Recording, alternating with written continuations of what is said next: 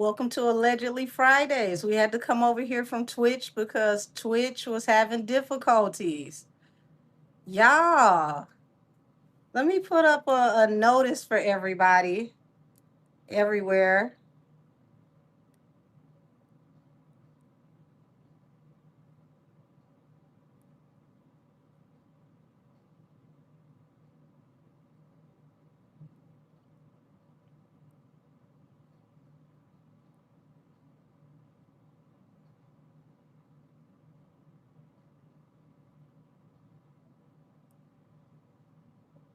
Okay, let's see.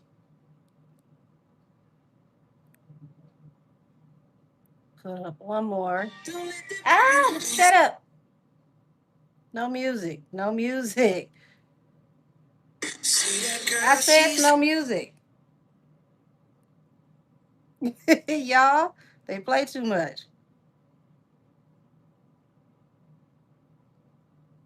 Matter of fact, cut the sound all the way down.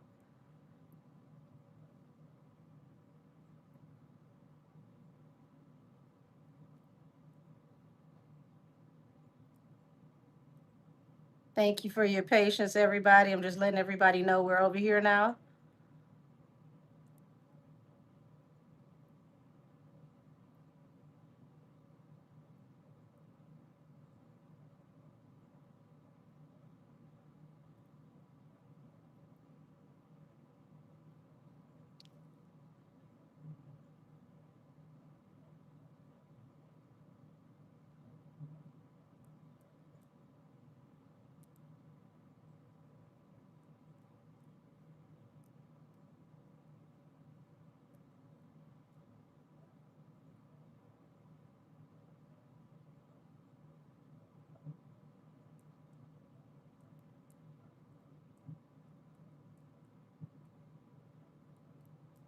Alrighty, this is the last one, and y'all got my full attention. My apologies.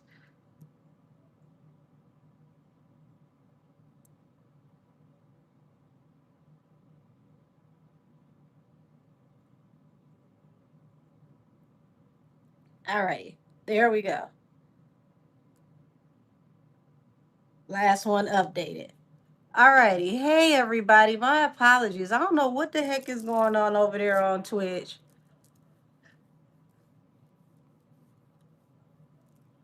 Well, it wasn't about the emote thing. It literally had my chat bubbles in black and all of the letters in black. So it made it almost impossible to read the comments because if my chat bubbles are black and the words are black, how the hell am I supposed to see that? Hey, Queez, how are you? Oh no, said you were arrested Monday. They claim I violated the order, though I no, I haven't had to pay 5K to get home on a 50K bond. Oh my God. I'm glad you're safe. I agree, Frosty. We do need our own app. They play too much. So, welcome to Allegedly Fridays, where all things said are for entertainment purposes and alleged. Allegedly. Free quiz. Good thing you out and good thing you're safe. Who knows who could have possibly been behind that one? Folks are feeling very, very frisky and sensitive nowadays.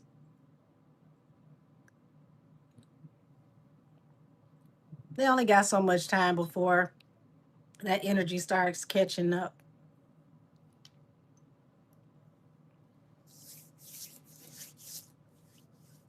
And they can't outrun it.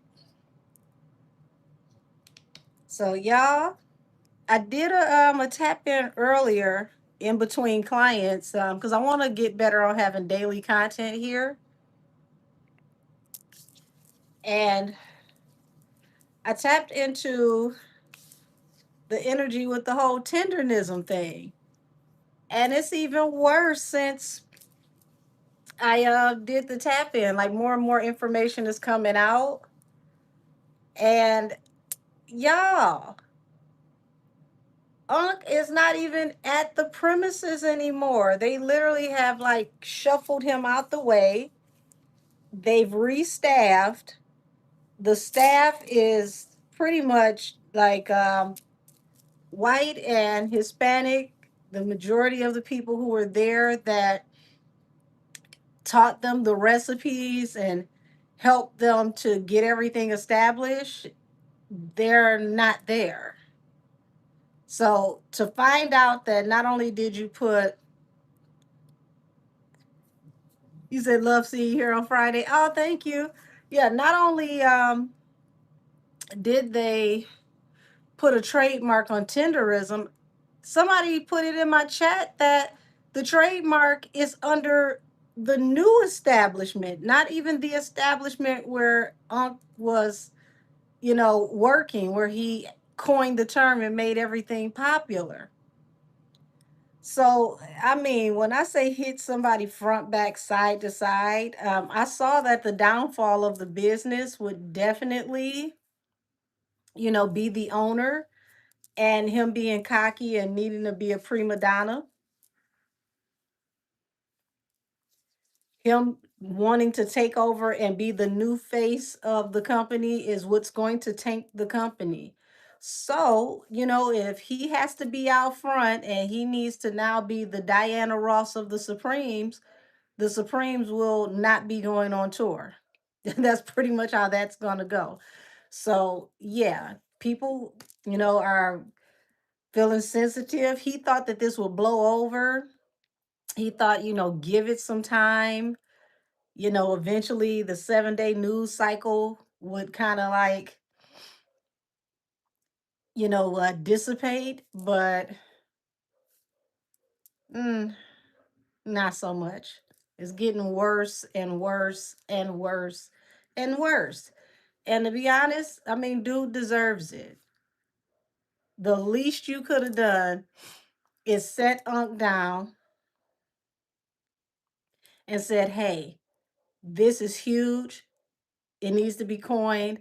How about we do it together? I'll put up the money. We can go in together, work as a team, and structure this as a business.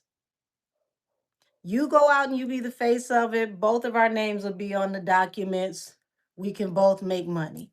You literally shuffled Unc out of the way, took the recipes that he taught y'all, pretty much all of what's going on with that Destination Smokehouse was his idea. It was a coffee shop that nobody in the family wanted, and it wasn't making them any money. So when I saw that he literally was a step away from having nothing, and it was Unc's ideas that really really pushed this and went over the top, and the Unc's personality and everybody loved him. Once they went viral, they made all this money, and then next thing you know, you start getting jealous. But see, one thing about a demon, give it enough time, it'll show its face every single time. A shape shifter cannot hold its form. That man sat there with Unc on that last video, that last recording that they did. And he said, this young man from the South, and me, I'm from New York, the city slicker. And I said, wait a minute. You just identified yourself as a New York city slicker. So you let it be known that you are a snake oil salesman. You're a schemer. You're a scammer. You're a hustler from New York. You said it out your own mouth and didn't even realize what you said. Told on yourself. And now you've brought your people in, moved Unc out the way, and you think that these vloggers and the people who came to see Unc and see if the food was what Unc said it was are gonna forget about that and still come in there and eat? Sir, you about to get a huge go to hell from the whole community. And it's your own fault because you didn't understand that people no longer like that energy like Diddy. They got to be all up in the front dancing, taking up all the damn space. You got to be seen. You can't just be the boss. Why couldn't you wait for like the Food Network or something like that to come and then you say, "Hey, I'm such and so from, you know, whatever the name of the company is," and you walk them in and you let Unc do his thing because Unc is the reason why you have what you have right now. You couldn't even let him do it. Oh, baby, this ain't even Paula Deen. See, at least Paula Deen can cook. This is like the Jack Daniels story all over again. This is like famous Amos cookies. This is like Colonel Sanders running off with the 11 herbs and spices. And you find out 50 years later, it was an old black woman he talked to that he got that recipe from. Or you find out when you have Jack Daniels that it was Uncle Nearest that taught Jack Daniels how to distill and gave him the recipe. This is that all over again. This is why people are so sensitive. You said, please say email for private readings. If you want to email me for a private reading, please contact me at angelkissestheoracle@gmail.com.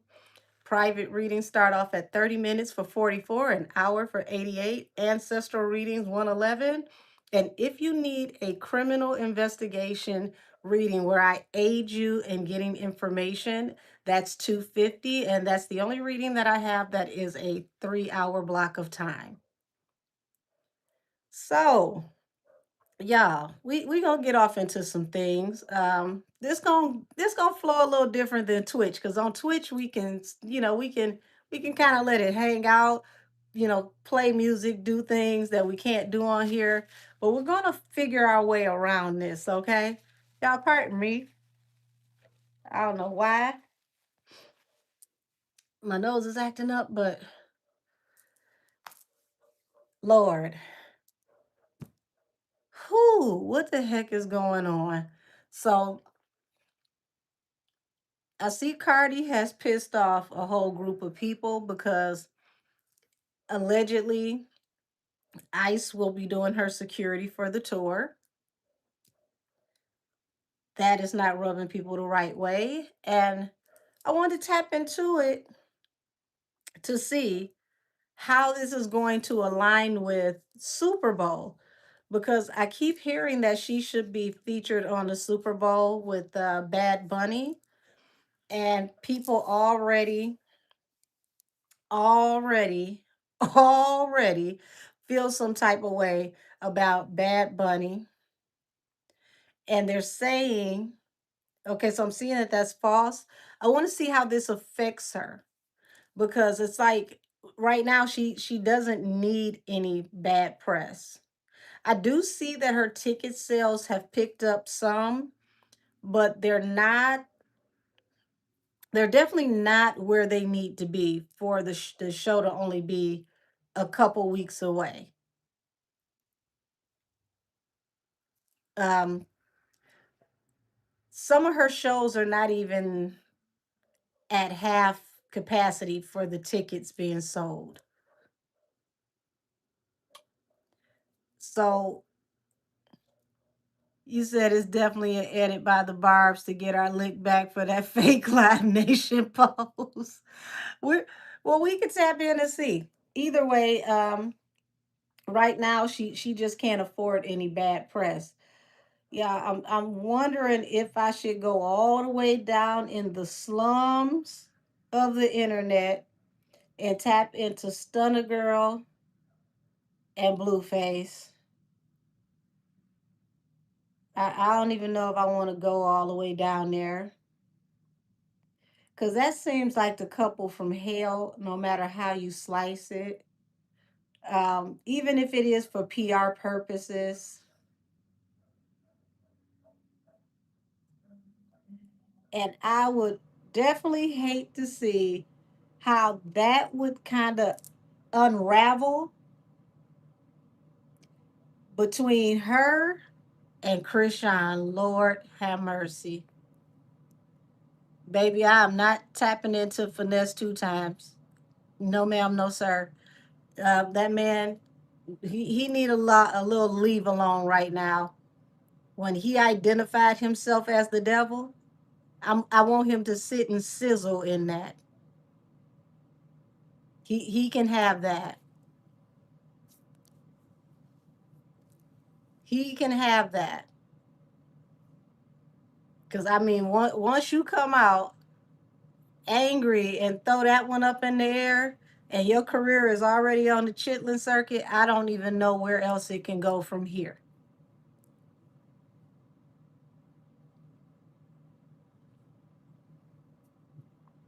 Now, ASAP, that's going to be interesting energy because now that he's being put in this position to become a fashion icon,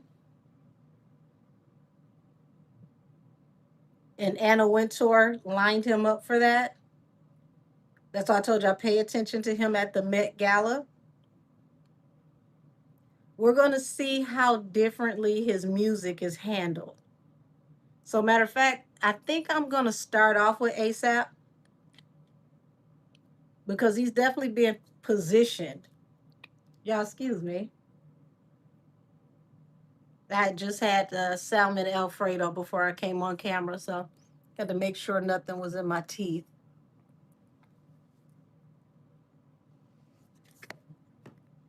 What do y'all think the deal is between him and Drake? I mean, honestly, honestly, what y'all think the deal is between him and Drake?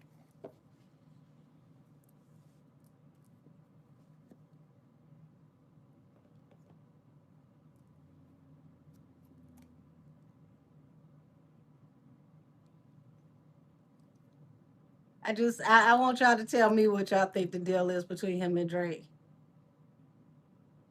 Drake never had Riri.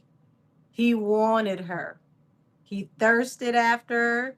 He begged her for her attention. He would have laid down and let her run him over with a Mack truck just so he could look up her skirt.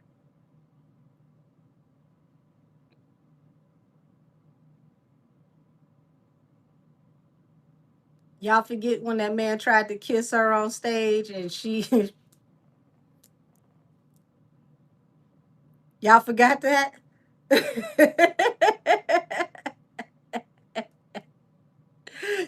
Y'all forgot about he tried to kiss her on stage and Riri like she tried to like fall back and not embarrass him, but it was obvious like, well, dare put your lips on my face. What made you think you could do all of this in front of people? So, I mean, I want y'all to think about that. This man has children with her now. And you got to think about there's things that are said publicly, but you don't understand that there are also things that are done behind the scenes.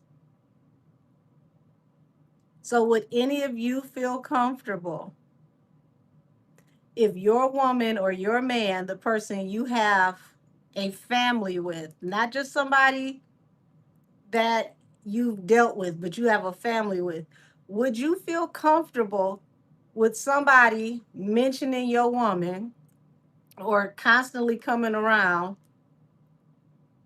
that thirst after your woman or your man?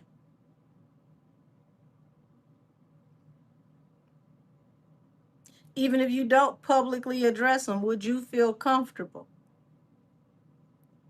Because y'all got to look at Drake's reputation. Drake literally has backdoored almost every dude he's ever dealt with and went behind their back and slept with their girl.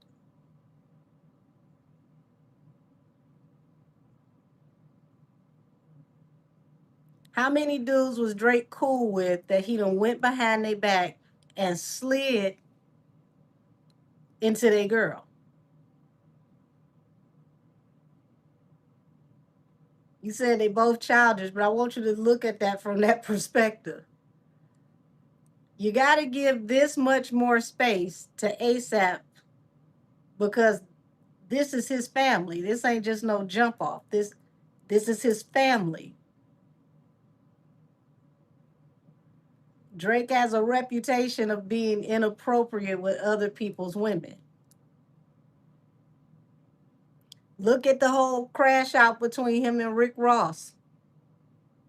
Rick Ross was on his ass like back pockets because what happened?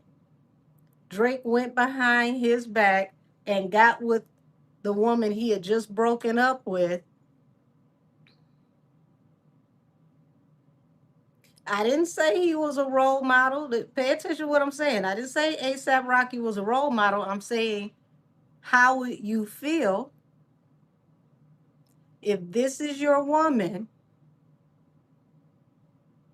and you know this man is thirsty for your woman and he has a reputation for being slick?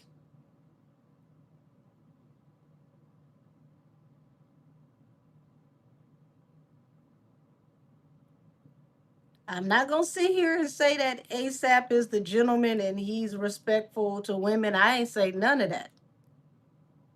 All I'm saying is this is his woman, this is his family. Drake has been thirsty after his woman.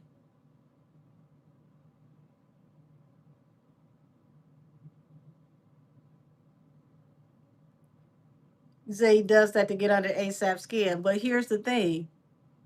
That's what's really childish because as a grown ass man, why are you bothering another man and his infrastructure with his family? You don't see all these rappers going after Sophie. All these rappers are not trying to get behind his back and get Sophie. Now, if somebody got with Sophie and turned her into their baby mama or thotted her out, he'd be damn near crying because it's different when it's your baby mother. The mother of your child is different than just somebody you slept with. That's somebody you have to deal with for life. You have to, it don't matter what she look like, that's still his baby mama. The bigger picture is baby mama and mama is certain women in a man's life that they will always be protective over. And once that man has children with you, he's got to look at not just you, but the children that he has with you. So yes, he's going to be a little bit more territorial. Just a thought. But let's look into ASAP and the music. ASAP and the music. ASAP and the music. Could be protecting his bag too, but once again, he got children there. It gets different once a man has children with you. He's always going to be territorial over you with his children.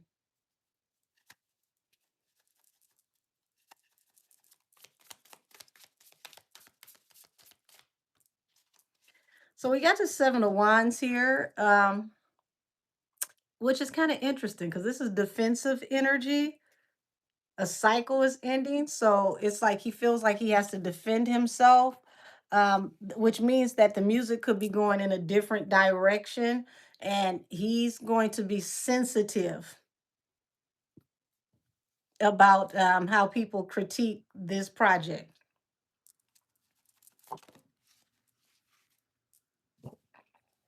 Okay, so the Ten of Wands comes out sideways, which gives me indifference, which goes back to that Seven of Wands. He's going to be defensive, or he feels, defensive about this project. Wonder what's so different about this project. Now, see there, y'all go starting shit. To my Millie Angel talking about your man.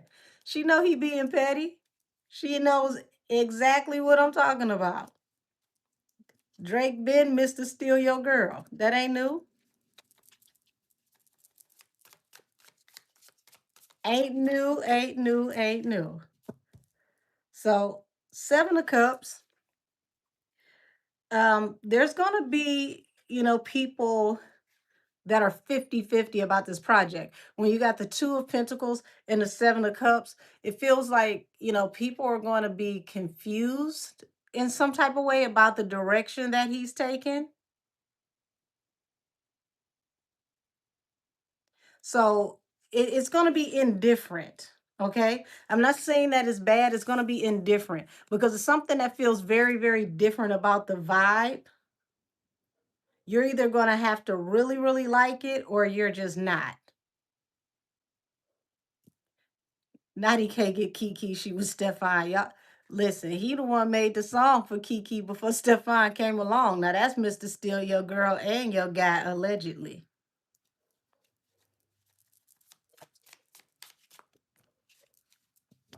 Two of Cups. So, Two of Cups and the Lovers.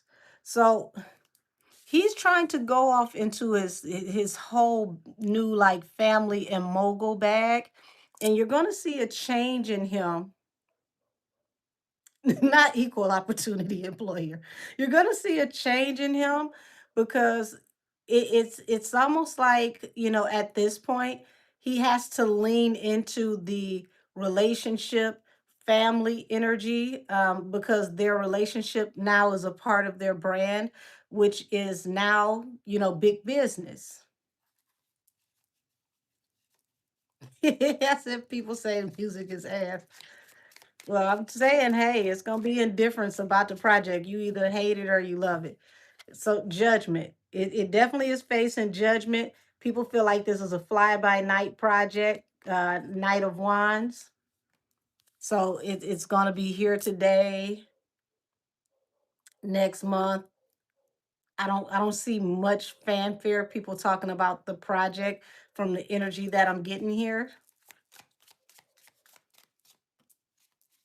Two of Wands and the Five of Pentacles. So yeah, it's definitely going to be a lot of indecision. People are going to feel some kind of way, like left out of the vibe, left out of the energy. Said if you listen to him back in the day, the album is pretty much the same as his old vibe. Is not for Black people. Okay, thank you for letting me know that. Yeah, it's definitely a hate it or love it type project from the energy that I'm looking at. Like you have to you have to really really like it or you're just not going to like it at all. And it feels like indifference, confusion, like okay, well what is the vibe? What are we doing here? Cuz 7 of Cups talks about considering your options and confusion. And also, Seven of Cups talks about being inebriated. So, this is music that might be played, more so in rave spaces or festivals, places where people, a possible pill or edible or two, that type of music. So, it's definitely niche. It's definitely niche. If you don't like it, point blank period, is nothing about it you're gonna like it. It's straight down the middle. So I give this more like rave festival type music. I could see them mixing and mashing this with possible like EDM type parties, but I don't see the general public, the radio general public, really really pushing for this to be heard on the airwaves. So it's definitely niche music for sure. Four of Swords. Okay,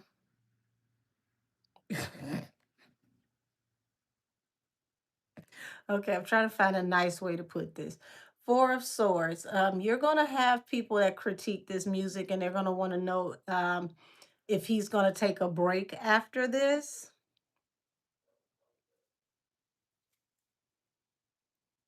People are going to be watching to see what he has coming next. Like, what is your next project? What else are you about to get into? Like, it just feels like shifting gears. It really feels like shifting gears, like shifting into another energy.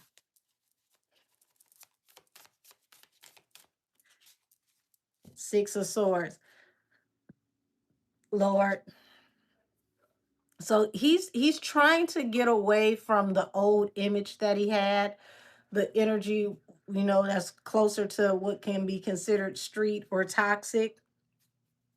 But it's like people are going to feel lost, juggling with, where he's going, the new image, the new sound, everything about him that pops up in this new energy is going to feel kind of off-putting to people. It's like people aren't going to know how to take him.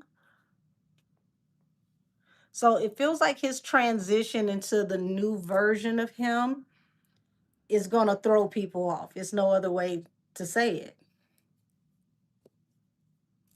I can't say that because I didn't listen to it. I'm not going to say that the music is boo boo and I ain't listened to it. I'm just telling you the energy that I'm seeing right here.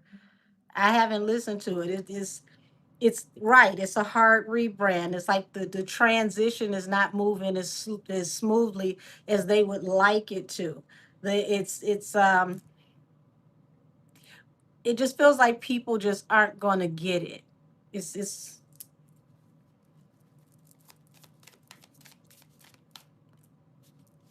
Six of Cups. So this is a retro card. This is a card about the past. So I guess he felt like if he went back to his past sound, that it would do very well for him, Wheel of Fortune. And I'm not going to say it's going to do bad. I feel like it's going to do what it needs to do in alternative markets. It's going to do what it needs to do in alternative markets. It's not going to, really make its turns as it needs to in the urban market. It's going to be in alternative markets.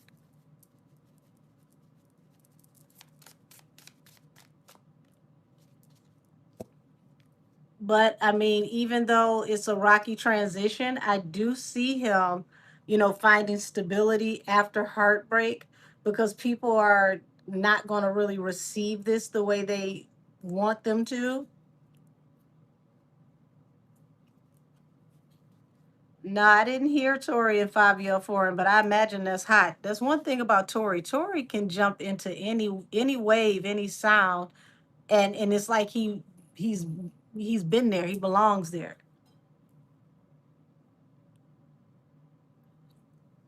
Yeah, yeah, definitely European sales. Like I see this more in the foreign markets. That's what I was saying, like EDM, festivals, like rave music. We just say Rocky transition with Rocky, LOL, that's good. Um, no, we're talking about ASAP Rocky. No, I'm not drinking no cut water. No, no, I'm not drinking no cut water. This I'm not cutting up on no cut water. You know what? I've never had a cut water. Never had one. Yeah, Five of Pentacles. So it's, they're still trying to figure out, how they're going to maneuver with him. And I don't see the American market doing well for him. Five of Pentacles, Eight of Wands. I don't see the American market really receiving this, but this is going to do better overseas.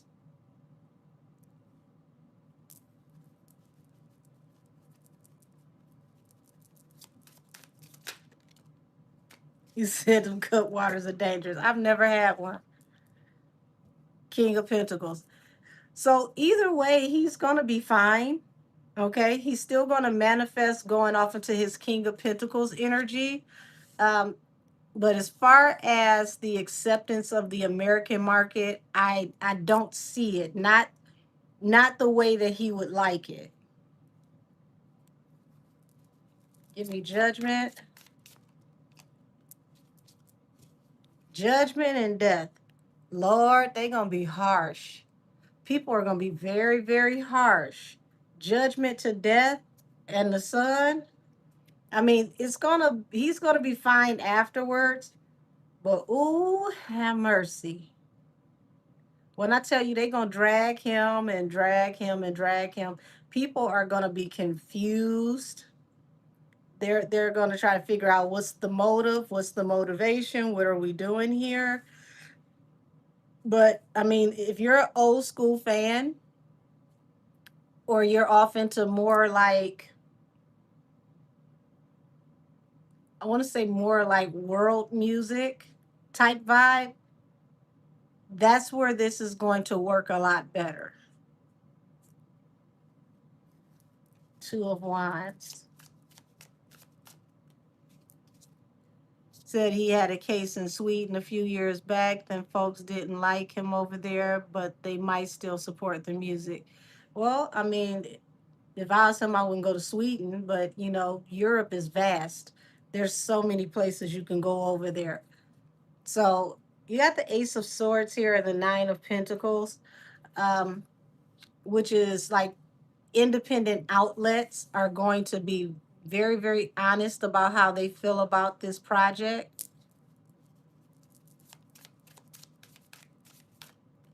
Said, wasn't he a colorist? I mean, so is 80% of the industry. Who y'all think put the faces on the cameras? Casting in general is colorist. Unfortunately, there's a whole lot of gorgeous dark skinned people that just don't get work because they're not the right complexion for certain people that are doing the casting. So if you're gonna hold one to task, you got to take that match and put it up under all the rest of them feet. You can't just do one. You got to get all of them.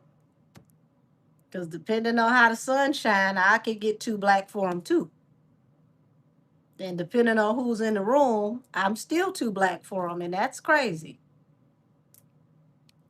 But hey, Page of Swords. So I think he's going to watch these reviews. He's going to take the feedback, and he's going to start trying to figure out what his new market is, his new niche. You're going to see a lot more of him in fashion, more in, you know, trying to turn up his personality when it comes to being in those, you know, European countries, because that's where fashion is key and those runway shows are anyway.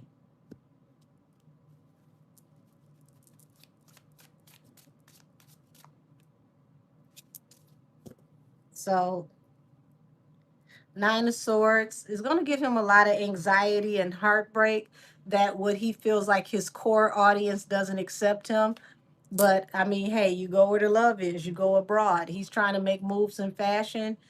This is going to be played in those places overseas where those parties are going to be with the fashion houses. So he's still going to make his rounds. He's still going to be in the rooms he wants to be in. So no matter how people feel about this project, I still see him being successful overall. He's just not going to have the success with the people that he feels he should have success with.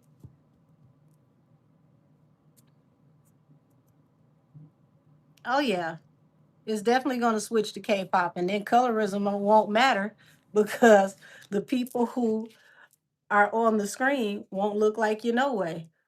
And you just gotta hope that they don't get too outlandish with some of the stuff they do, because that K-pop and some of, I want to say K-pop and some of the J-pop groups, they get real, real ridiculous with some of that racial stuff that they do. And then when you gotta call them on it, it's like, oh no, it wasn't that way, and I'm almost sorry.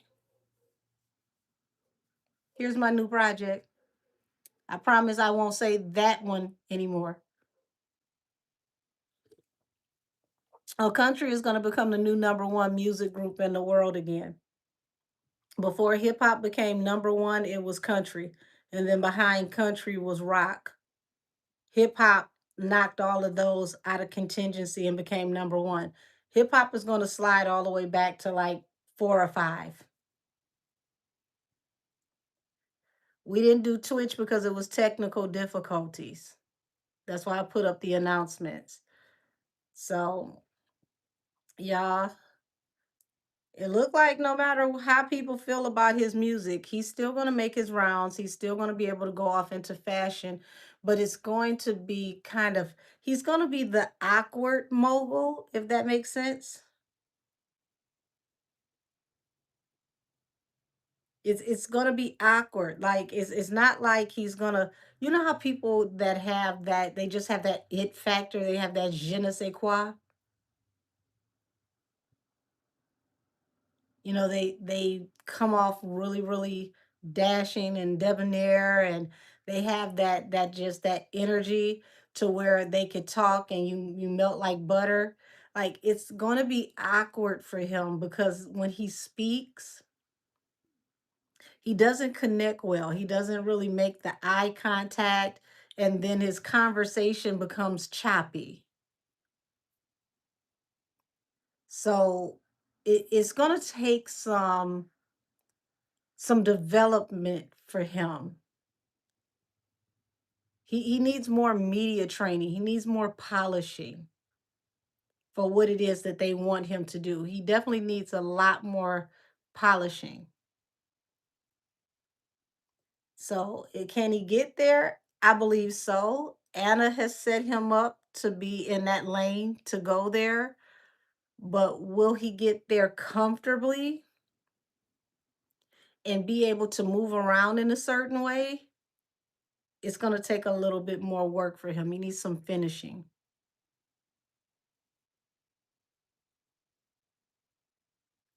Baby, I'm not tapping into that. It's not about black Brits trying to destiny swap with Americans. Y'all got to understand that we've already had a British invasion. Every 20 to 25 years, things repeat themselves. When the Beatles came over here, you had the British invasion, you had the Aussie rockers that came behind them. We're going to have people coming in, not just from Britain, but from all around the world that are going to emulate the blueprint that we have put down for the culture in this country. Now, if you've ever been to the UK or you've ever dealt with UK artists, they study American music. They study Black American music, preferably music out of Detroit and Chicago. They study Motown. They study Chess Records. They've become better at the music that we have than we are because we don't do artist development. Artists over here don't study. They just hurry up, throw something together, and they don't have showmanship and they don't polish the artist anymore. In the UK, they study until they get the very nuances down of what we do. The drill thing, UK drill is a combination of Detroit, Chicago, and New York music. But the difference is over there, the women lead the culture the way that the women used to lead the culture over here. So you've got drill all across the world, not just the UK. Y'all got to understand, you got Russian drill, you got Irish drill, you got African drill. Drill didn't just go over to the UK and then the UK put their stamp on it. You have subcultures of drill in just about every place in the world that watches American culture, Black American culture.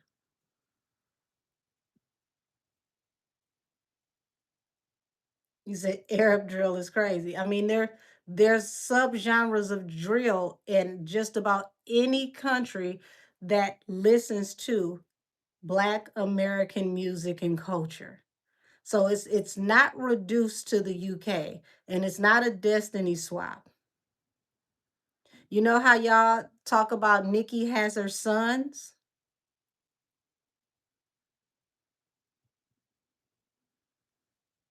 It's the same energy. Black American music, urban music from the United States has its sons, has many sons, and has had it for generations, decades. You wouldn't have had an Amy Winehouse without listening to big bop music from Chess and Motown. Listen to Back to Black and then go listen to Chess music, preferably, possibly like Etta James, Adele as well. Now, yes, they have you know, their own vernacular. But see, America has gotten so lazy that America is going overseas now, and American artists are pillaging Afro beats. And what's the other one? I'm trying to think. The one out of South Africa, Ampino. Because you got too many artists over here. They got 32 damn writers on one song, and the song is still trash. We have so much talent here, but nobody is developing the talent anymore. So anybody who has a phone can put together a song and get out here, and then they go do a show, and them and all 17 of their homeboys or homegirls are on the stage with them. Everybody got a mic, everybody's loud, everybody's wrong, and there's no polish to the performance.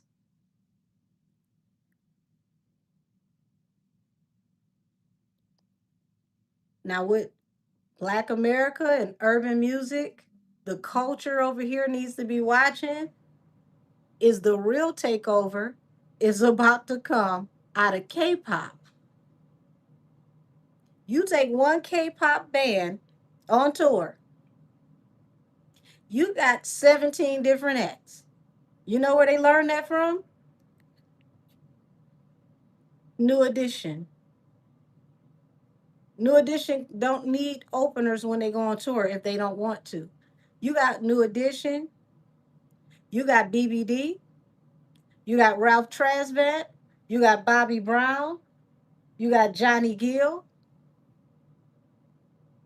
Look at how many acts you have in that one group. That is the recipe for K-pop. You look at B2K. Now look at the way K-pop dances and the way they perform now. You wouldn't have a BTS without New Edition and B2K. And you wouldn't have a New Edition and a B2K without the Jackson 5.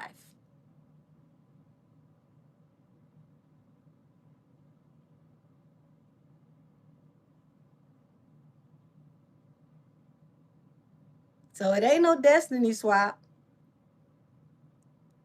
They just watched, they learned, and they perfected.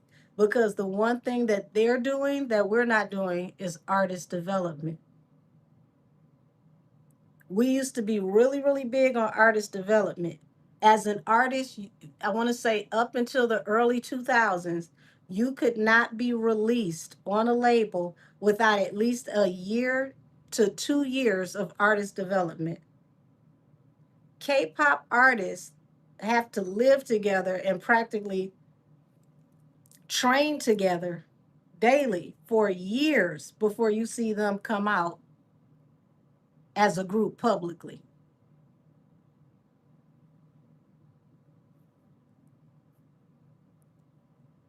When we stopped artist development, that's when we got weak as a market. I'm so tired of thought music, I don't know what to do. It's not even that I'm a prude and I don't like nasty music. That's not even a big deal. I grew up on Luke and the Luke Dancers, you know, Detroit Ghetto Tech, Detroit Booty Music versus Miami Bass. I grew up in all of that. And they gave you a hell of a show. What you have now is a catastrophe wearing wigs and BBLs. It's horrible.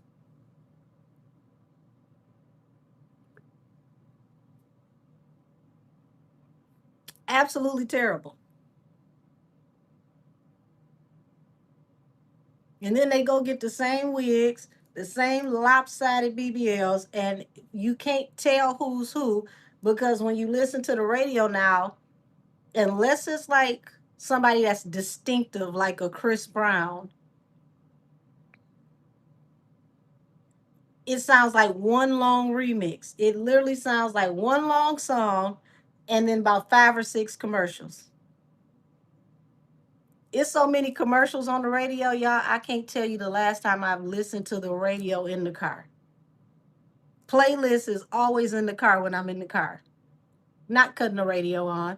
You will not make me listen to anywhere from five to seven commercials before you play the same six songs over and over and over. I'm not doing it. So, shout out to independent artists because the independent artists, the chitlin circuit, that's where the talent is, and that's where it's been, and that's where it's gonna be. Um, I feel bad for anybody that has to compete against K-pop the way that K-pop is about to come into this country and just slide right into a slide. K-pop artists have money. They pull up. If you put out a show, it's sold out immediately. You might as well not even drop the same weekend as a K-pop group. Not a good idea. She just said, I'm still listening to old school Genuine, Avant, John B. Yeah, people with talent. Interesting thing about Genuine is that man has scoliosis really, really bad. So to know that he's that agile, the way that he dances, how he moves, with the type of back problems that he has, is amazing because he's not even supposed to be able to move like that. So that right there lets you know how talented he is. He's a phenomenon just with that. And to think like he's getting up in age and he's still performing. He's still out here doing him. Said I seen BTS live and I was so comfortable. I've never watched them live. I mean, I will say I like the precision when they dance, but it reminds me of watching B2K. If you ever watch B2K, there's one person in the group. The next time you watch them, there's one person in the group that I want you to pay attention to. When I tell you this man never misses a step and every step he does is precision like military, he's the most underrated person in the group. No, no, no, no, no, no, no, no, no. Raz B. Raz B is precise with those movements. He's the most talented person in the group, but it's overshadowed by, whatever happens with mental health issues. Boog is good, but Boog is not better than Raz B. Boog personality, boom, over the top. But Raz B, how many of y'all even heard Raz B's voice know that he can sing? He actually sings better than Omarion and the rest of the group. Any of y'all know that? So that was front row two. Well, I had Usher at the show, and this was back in 2019. You said you met them twice. You know how many people don't know that he really can sing?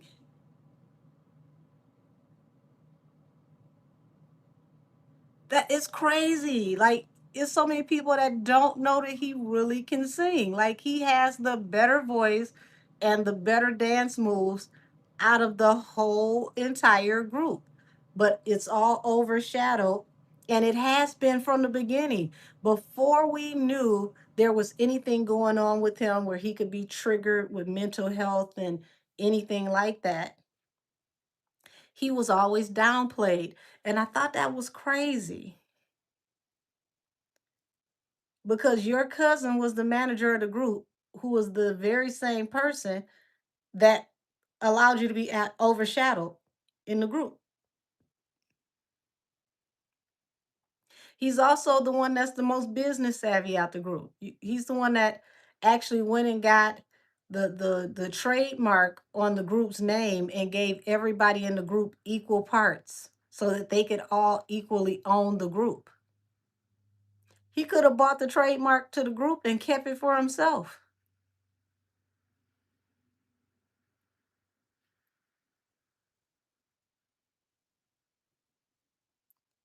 So ain't he the one singing lead on the track while Omarion pretends to sing lead? That's interesting. That's interesting. He had a single out a couple years ago, and then he put a single out. Let me see, who was the Latin artist he had a song with? I think it was it Frankie J? Something like that. Fizzle Pop really can't sing, y'all. You know, he's there for the Creole effect. He brings the light skinnedness.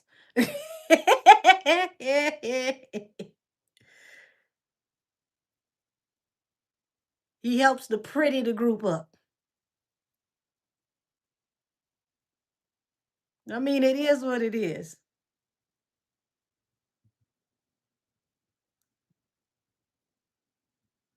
Okay, so he had another song I didn't even know he had called Guidance. Hold on.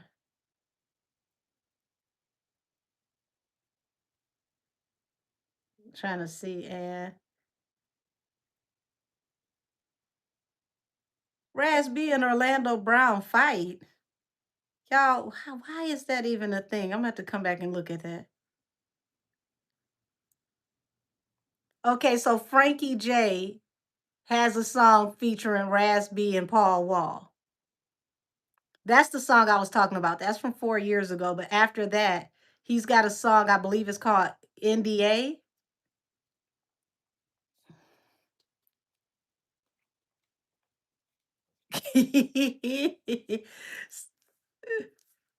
Hold on, let me see what I missed.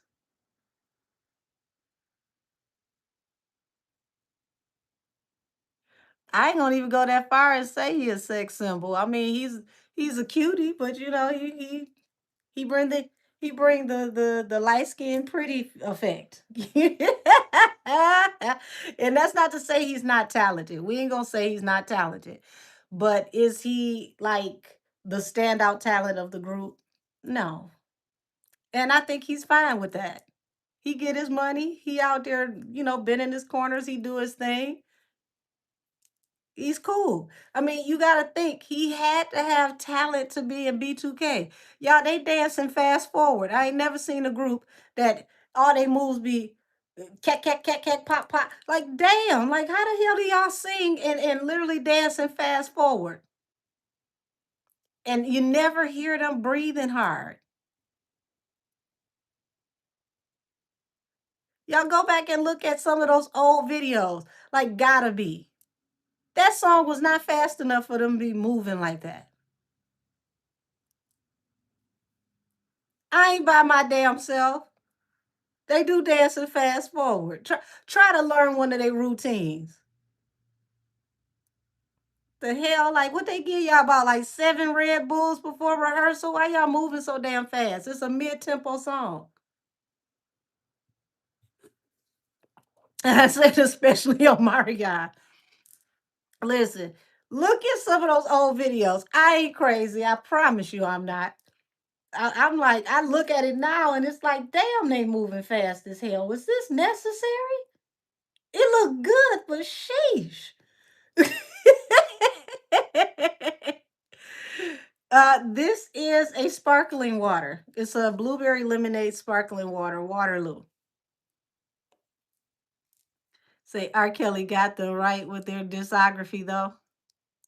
See, I always thought Omarion and J Boog was fine. I mean, they nice looking as a group, period. They definitely were, aesthetically pleasing as a group. They gave you a variety of something nice to look at. But I still to this day don't know why they got to move that damn fast all the time. Like the songs were not that fast. All the damn cat, cat, cat, cat, cat, cat pop. Like, I mean, shit, if somebody in that group end up with arthritis, I understand.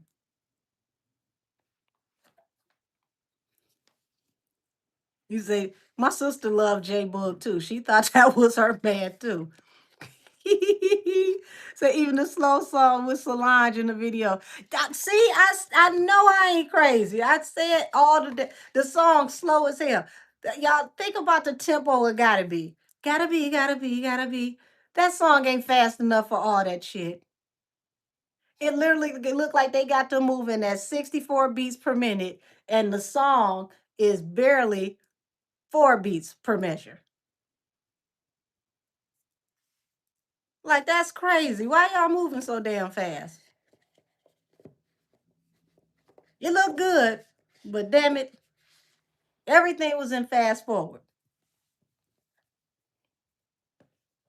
So next time you watch K-pop, go look at B2K and then go look at BTS and tell me that BTS didn't learn to dance and fast forward from B2K.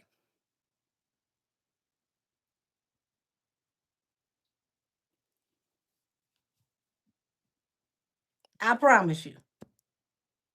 I promise you. Like I look at them now and it's just like the songs were not fast enough for them to move like this. Like they damn near were about to be in a damn kung fu action movie the way that they were dancing. That choreography, you can't tell me that you couldn't have put them in a Jackie Chan movie and they wouldn't have played it off and been excellent in a kung fu movie the way that they dance. Because it takes a lot of core strength and muscles to dance like that. I would want to watch them dancing and like what Romeo Must Die 6. I mean, I don't know how many versions they got to have before it get to B2K, and it makes sense a little bit. But I will watch it. I promise you. You can't tell me they would not be good in a martial arts action movie the way they move. I would like to see you say what? OMG, not dance away from Chris Stokes. Oh, oh, I need to take a commercial break.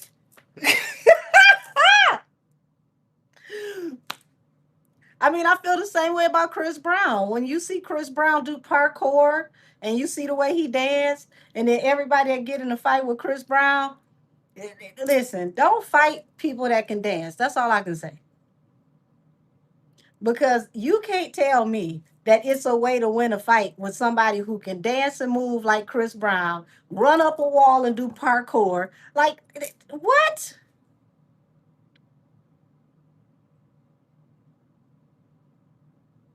That's too much agility.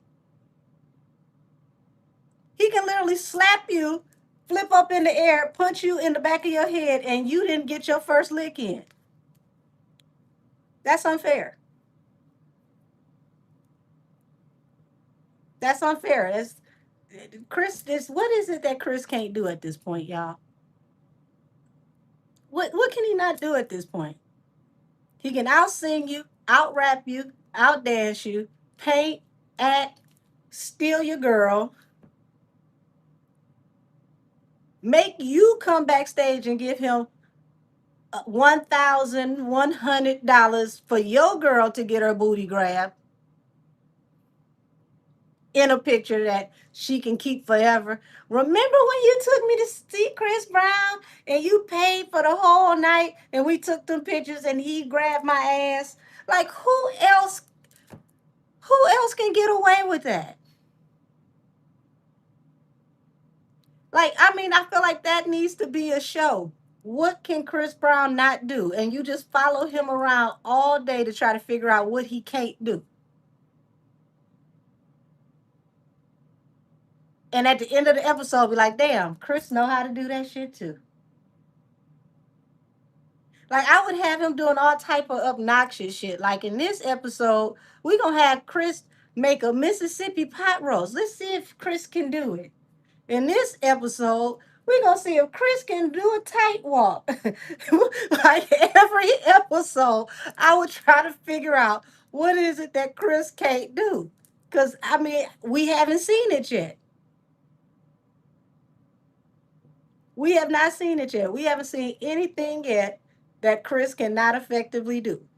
Once he was able to calm down and control his temper, which was the one thing it seemed like he couldn't do, it was like there was nothing left that Chris couldn't do. Would you say I'll be watching that? I'm telling you, don't let me catch up to Christopher Maurice. We doing a show together. What can't Chris do? And every episode, I'm gonna try to figure out just one damn thing he can't do, and I probably won't be able to find it. So he's a tourist. He loves food, so he can cook something. Listen, I believe that because I ain't met a tourist yet that is not somebody that loves to eat. Tourist men love to eat. You could probably lead their ass off the pasture with pork chops. Like he disappeared. We haven't seen him in 2 weeks. We found some bones.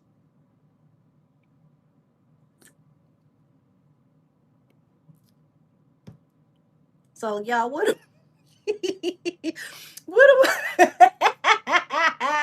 what am I about to tap into that? Not Ruskin should narrate it. Oh my God. I hope he don't see this because he might Chris is the type that would actually respond. I said I have two Taurus brothers and I asked them for restaurant recommendations and they never miss. I'm telling you, I ain't met a Taurus yet that don't like to cook. You damn near in a relationship with a Taurus man if you can cook. Okay? That man will never forget you if you can cook. He will get up and leave who he's with because you cook.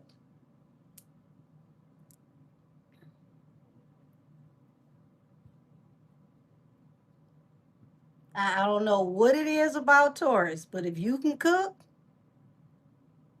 you practically already won. Oh Lord. Speaking on, let's see, what do we tap into next, y'all? I said he sure will. They just need to put food out. They need to put food out for Chris, and they might win because they gonna eat. Yeah. See, if you got a dance competition with Chris, I'm gonna tell you right now how you win. Now, don't nobody tell him I said this. Feed his ass the type of food that's gonna give him the itis first. Okay, give him like some like pot roast and potatoes, some meatloaf, like something that make you sleepy, some macaroni and cheese, some greens, and some like you know neck bones, some cornbread, something that's gonna slow his ass down. Let him sit down for a minute so it can kick in, and then challenge him to a dance off. Let him get the itis first. That might be the only way you win. That might be it. Oh Lord, you say oxtails and crab legs is his favorite. Baby, he eat my kind of food. Now don't y'all tell him I said this. Cause that might be his kryptonite. That might be the only way your ass gonna win a dance contest with Christopher Maurice. Let him get the itis.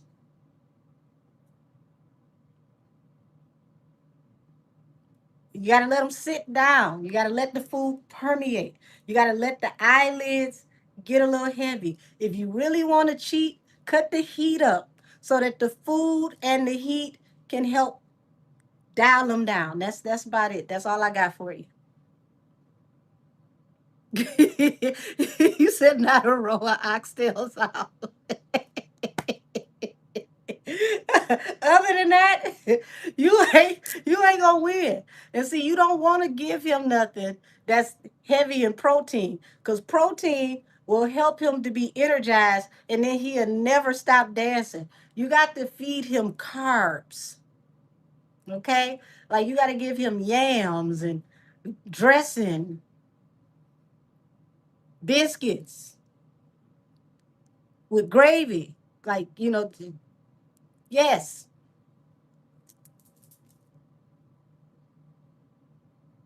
Speaking, yes, the oxtail. Matter of fact, make him some oxtail dressing. I got a good recipe for oxtail dressing too, y'all.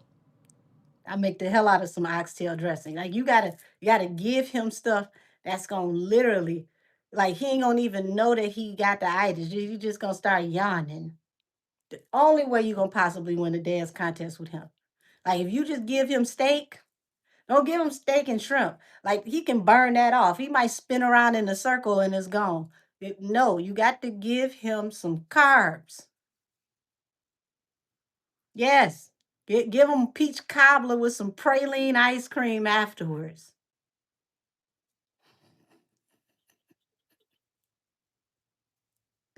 Yes, baby, oxtail dressing.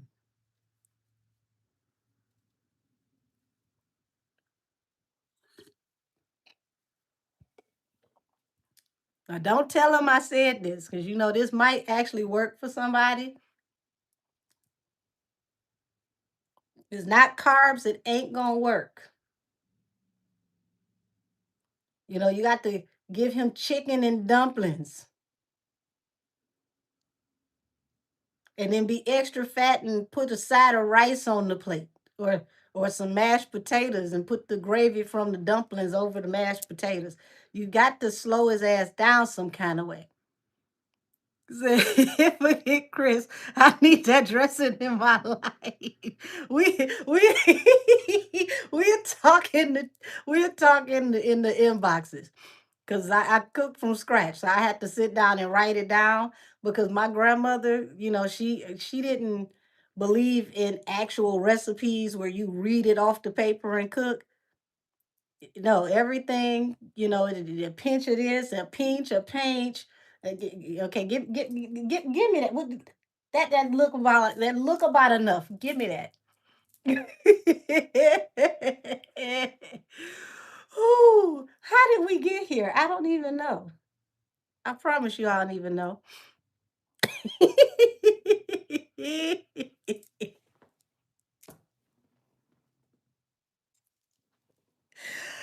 Oh man. Oh goodness, goodness, goodness. You said my grandmother's the same way. See? If your grandmother from the South, what a recipe. Who the hell need that? What you think it need, damn it? Taste it. Do it taste right? Shit. Don't ask me about no damn recipe.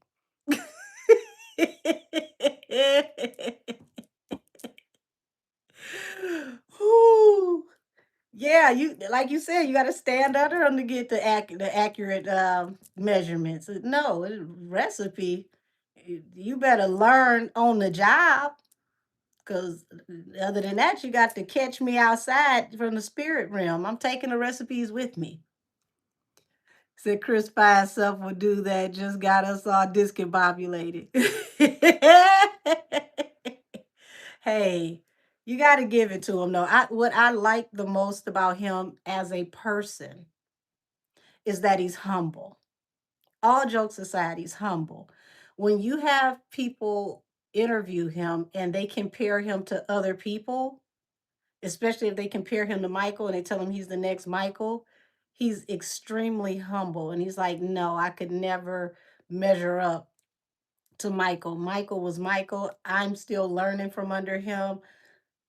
And that I respect because he's been at the top of the game for a very long time. And it's hard to see people who have humility when they get to a certain level. And the fact that he's at the top and he's made the money he's made and he's been all around the world and he's doing what he's doing and he's still humble, that to me is respectable. So, you know, you got to give it to somebody when they can go through everything he went through, not let it break them, become a better person, and still be humble. That says a lot. That says a whole lot because there are people that haven't been through half of what he's been through and will never touch half of the success that he's touched. And you can't get them to act right. I don't care what you do. The taxes hit at 12 midnight and they show their ass. Nowhere near his level of success. And they do too much. So you gotta respect that. Speaking of Chris, y'all, here's an interesting tap in. Let's tap into the relationship between Chris and Tori because I want to see the energy behind the brotherhood between those two. Now, I don't want to get too personal, but I want to look at the brotherhood between those two because you got to remember that Tori had his back against the wall. His money is accounts were in another country. And his lawyer was telling him, if you don't have X amount of dollars by a certain time, I quit. That's it.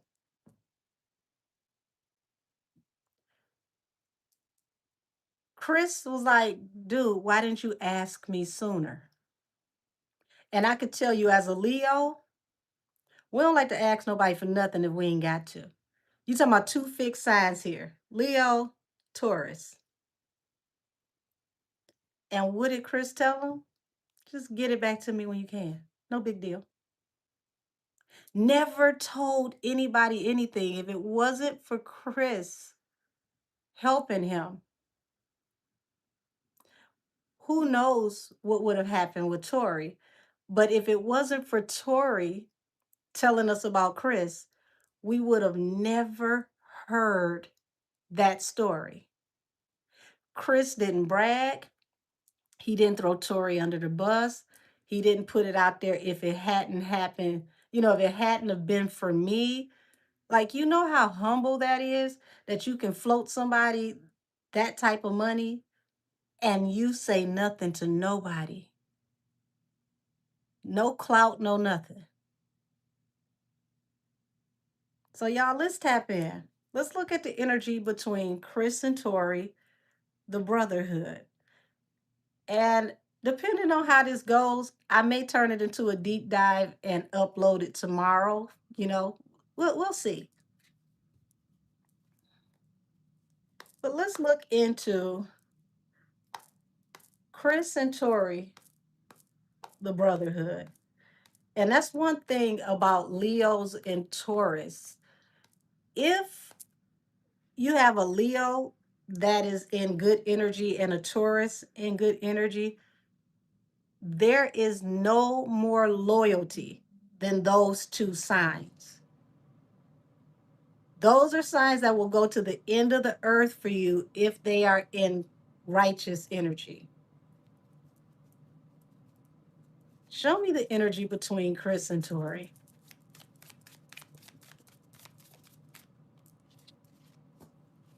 Wheel of Fortune. So, Wheel of Fortune isn't just about money, it's about blessings and overall energy. Okay. So, there's a synergy between the both of them that is healing, where they make each other better as people with their friendship. Because the Wheel of Fortune in the upright means that every area of your life is in synchronicity. It's not just about, you know, hitting the jackpot and having money. Now, at the bottom of the deck, the High Priestess. High Priestess represents secrets, and it also represents higher level knowledge and being a conduit from the Most High. So that means that they also have a energy between the both of them that spans across spirituality as well. So I would not be surprised if the two of them, you know, don't have a relationship where they talk about God and pray together, then they tap in on, you know, like an esoteric type level.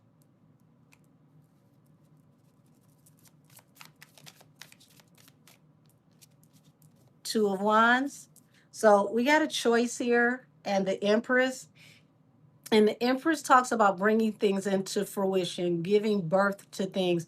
And as you can see, the sun is right here on the other side of that. So that means anything that the two of these young men work together on is going to not only come to fruition, but it's going to be heat. If they ever work together, I don't care what it is, it's going to be a hit.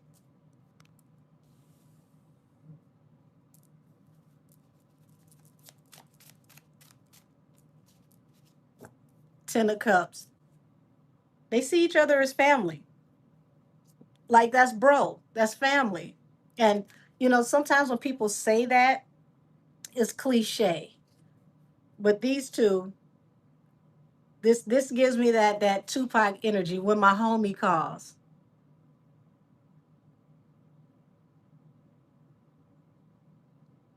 So they see each other as true family, not as friends. Like that's not my friend, that's my brother. That's he couldn't be more so my brother if he was blood. So they see each other as family. That's dope.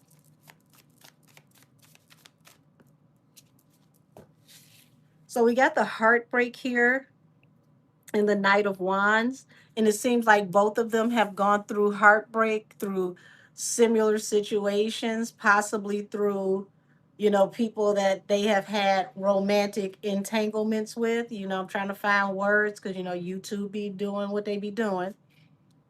But both of them have had heartbreak attached to situationships and women that they have dealt with and intimate encounters.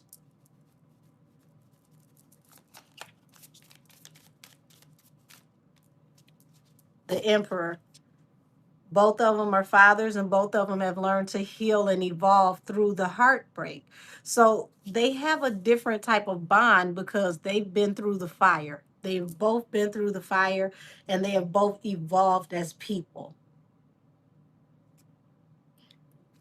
The Hangman. They both know what it's like to be at a standstill, to be stagnant, to not know how to move forward, or to not be able to move forward.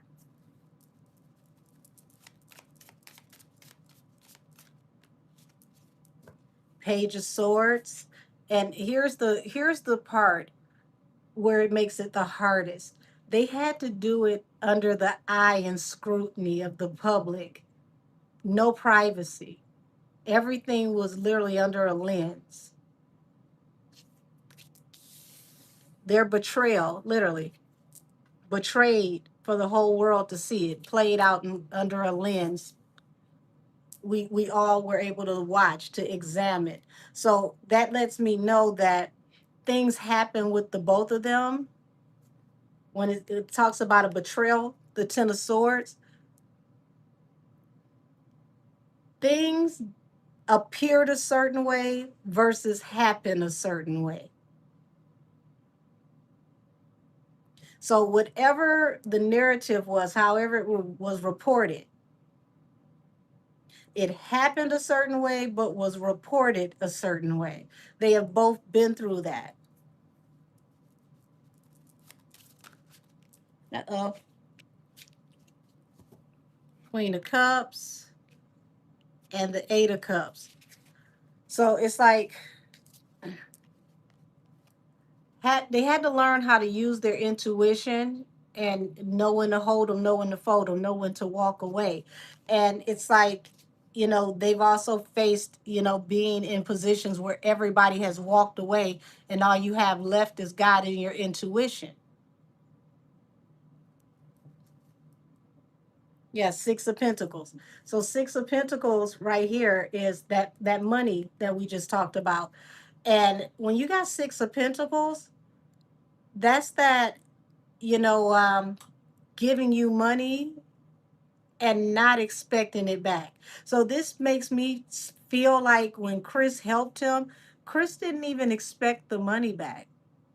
It's like, okay, you get it to me, you get it to me. You don't, you don't. No big deal. Y'all, that says a lot. Chris gave him a large lump sum of money without even expecting to get it back. Never crossed his mind to even worry about if or when he was going to get it back. Like, I've been there. I know what it's like. Don't even worry about it. Four of Swords. So, Four of Swords is like, they tried to put me on pause or lay me to rest as well. I know what it's like to have to stand up for yourself, to fight, to defend yourself. So it was more so for Chris, like, well, if I was in your shoes, I remember I didn't have anybody to help me, but if I was in your shoes, so I've been here refreshing Twitch this whole time. Oh my God. I put up some social media posts to let everybody know we came over here because Twitch was twitching. It was doing some silly stuff. So yeah, he's like, the Four of Swords, it's like they tried to put me to a rest too, and that would be like being canceled or, but it's like Four of Swords, excuse me. Four Swords doesn't mean that you're permanently gone. It means like you're on a hiatus. It's a rest.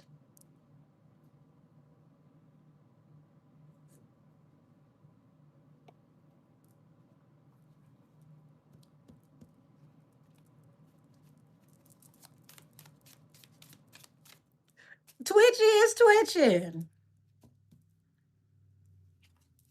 So you got the Hermit here, which talks about dark night of the soul and having to take this battle alone, having to walk this long, winding road alone. And it's like similar experiences from different vantage points. And this is why he gave him the money, Six of Pentacles. Y'all, Six of Pentacles is not a loan. It's giving someone a large amount of money. It's literally like when you have a traditional tarot deck, it's a wealthy person being benevolent to a homeless person, the the person who could never pay them back. So he looked at it as if I'm not going to worry about it because if he never pays me back, I know what it's like to go through the dark night of the soul. I've been there. I had to take this walk alone. So I'm going to give you this money.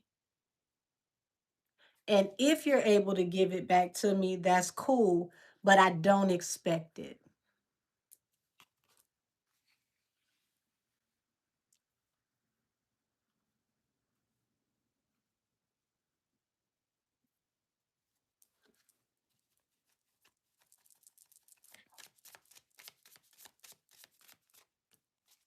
Yeah, Five of Pentacles. Oh my God. Thank you. Heavenly Father, get us back to her tenfold. It's a beautiful reading on Tori. I can't wait for Tori to come home, and thank you for your beautiful reading. Bless you. I'm so glad I ain't got no lashes on. I probably would have cried and one of them would slid off. Thank you so much. So yeah, I mean, where was I at before you make me all misty eyed? Five of Pentacles. He just charged it to the game. It's like, I know you ain't got it. Don't worry about it. So he made the choice as if, you know how your parents or your grandparents tell you never loan anything that you can't afford to give. He loaned it with that mindset. I'm not worried about you giving it back because I'm not going to loan you anything that I can't afford to give. I'm just going to give it to you. He had it in his mind that he was going to give it to him. No matter what happened, I'm just going to give it to you. Oh, what are y'all doing? God bless you. Thank you so much. Y'all know I'm a crier. Don't be doing this to me. Thank you.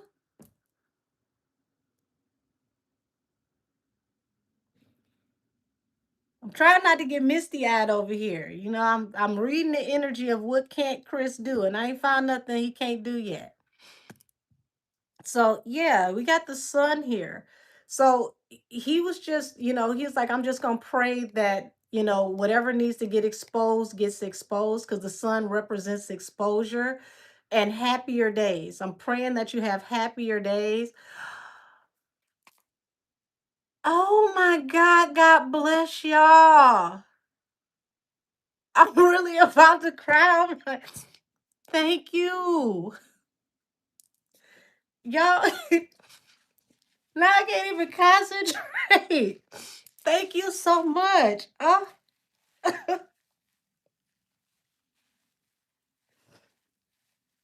my God. I tried not to cry. Thank y'all. I greatly appreciate it from the bottom of my heart because you don't have to even give me your time.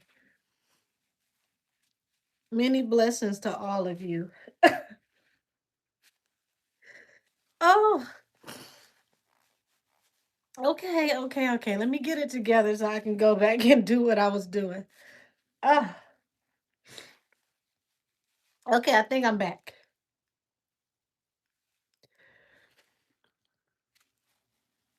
Oh my gosh. I love y'all. Thank you so much. Okay, I think I'm back. I think I'm back.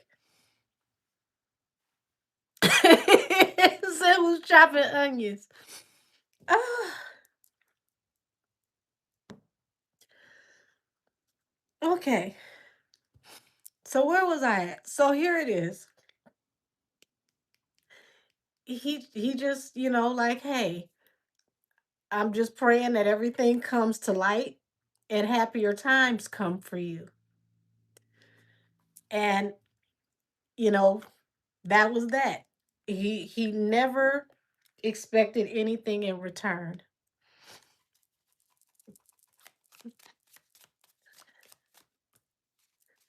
Eight of Pentacles.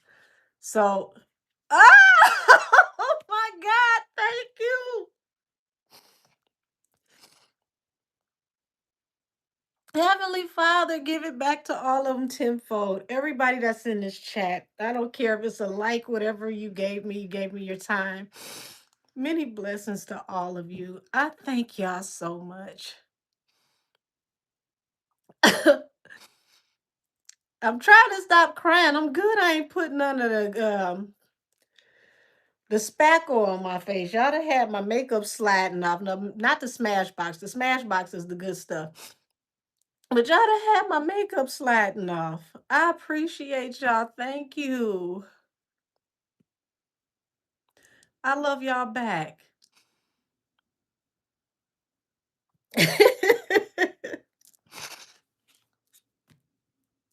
Ah, so you got the Eight of Pentacles here. It's the working card. And it's falling under the Ten of Cups. So y'all, the only thing it feels like Chris is requiring. Thank you so much, beautiful. Thank you.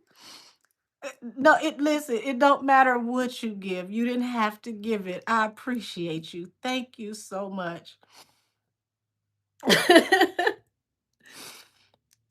Yeah, the only thing it looks like he required of him when he gets home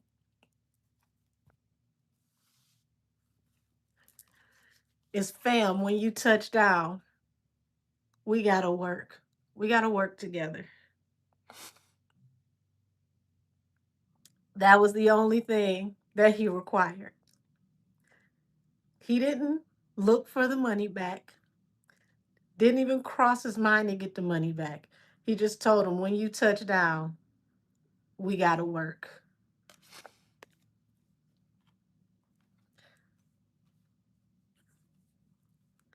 It don't get no realer than that, y'all. Oh my God. Thank you so much. I love you back. I'm trying to stop crying now, damn it. Oh God. Oh, thank you so much. Said, let God open windows and pour you out a blessing, and now you make room, lady. Thank you, Angel. Also for personal readings. Oh, I get a commercial too. For personal readings, please email at angelkissestheoracle@gmail.com. Like, comment, and subscribe, and click the notification bell. Oh, my God. Thank y'all. Thank you so much. Give it all back to him tenfold. I love every last one of y'all. Thank you.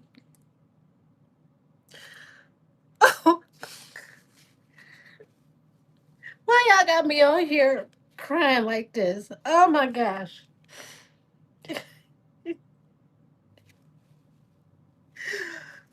Oh, thank you so much. I said I love you so much. Times are hard, but I rock with you, Queen. I love you so much. Thank you for your energy. Listen, I appreciate every last one of you. Thank you, thank you, thank you. Oh my God. I can't even finish. Oh,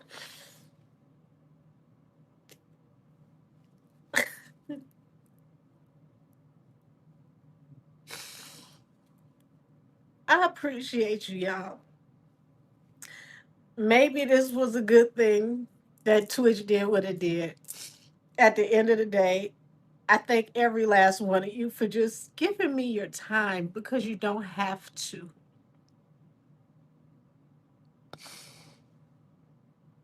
I pray for blessings, and I can't even get it out. Thank you so much. I pray for blessings and God's grace for everybody that's in this chat. Oh my gosh.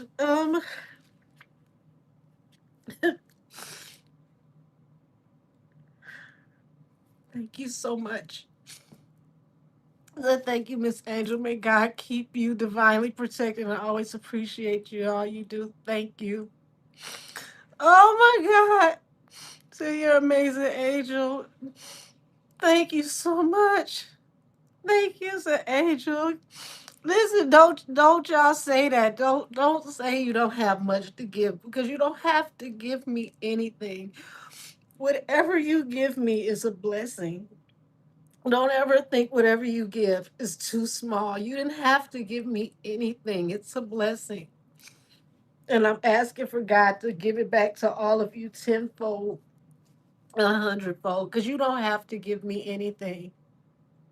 Never, never diminish or minimize what you give me. You don't have to give me anything. Oh, thank you so much. There's been so much darkness lately, and you've been a huge light and a part of my day. Oh my gosh, thank you. I appreciate you all. Thank you. Oh, thank you. Thank you so much. It's a great reading. It's a blessing that Chris and Tori have their brotherhood, and he'll be home very soon. So they're going to cook. Bless his angel. Oh, so God is using you. Let it out. Thank you. Oh my God. Oh, you are such a blessing as well. Thank you so much that God told me to do it. So I will, and I hope that everything in your life continues to go amazing. We love you. I love y'all back. Oh,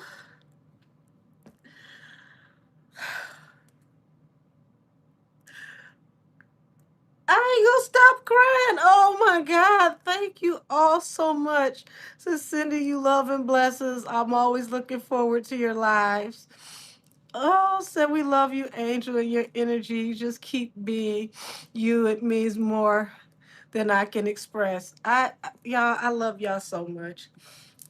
My new people, you might not know my story, but especially those that have been with me and those that are in membership, y'all definitely know my story. And I thank every last one of you for being a part of my story because you just don't know how hard it's been. Yes, I'm a crybaby, damn it. Y'all don't know how hard it's been and how this channel has been a great blessing to me. And every last one of you are a part of that blessing. And I pray that God always watches over you and protects you and guides you. And stop calling me a crybaby. I and is. And is.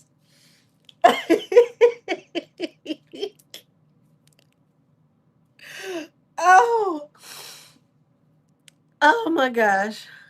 I think I need to stop crying for it start looking like somebody had hit my ass. I'll be on here looking like one of them damn Lifetime movies. Somebody come on here and be like, who done whooped her ass? Oh, you see, you saved my life. Oh, baby, God is saving us all. Said, Adrian, are you a water sign? I got water in my chart, but no, not my sun. Water is definitely in my chart. That's right, I'm a Leo. So you deserve all the love and so much more to know you've been real. Thank you. Thank you. I appreciate every last one of y'all. Now, let me stop crying and whatnot. For my nose start running and get real ugly around here. Oh my gosh. It was a good thing I'm not drinking cup water. Lord have mercy. Oh, oh, thank you. Thank you so much. You can see the freckles under the tears. Oh, oh, oh my God. Thank you. Thank you so much. God bless you.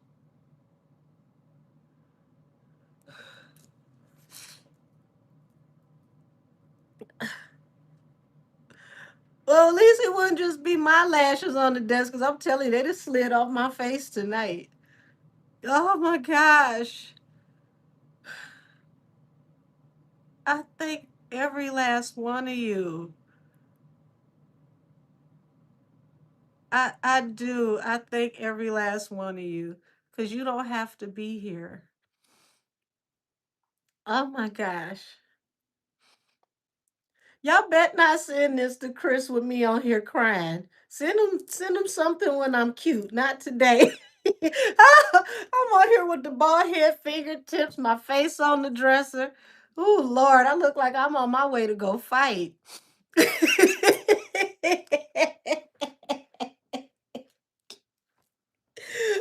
Oh, oh, oh man.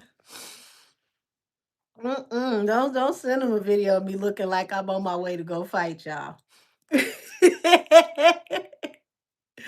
Oh, I love it. You reap what you sow, better get a seamstress. I do look like I'm going to fight. Hair wrapped up. I ain't got no nails and no makeup. Oh, oh my God. God bless you.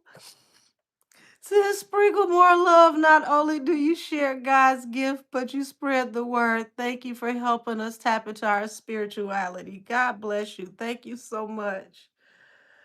Oh my God, is that right? Y'all. Y'all got me feeling like Big Meech just walked in the strip club in the 90s. Oh, oh, thank you. Oh, oh my God. Oh, thank you, beautiful. What is this one? Hold on. Said God will always bless those who bless him, not seeking nor self righteousness, but a sincere heart and soul. God bless you, lovely lady. Thank you so much. Oh, thank you so much.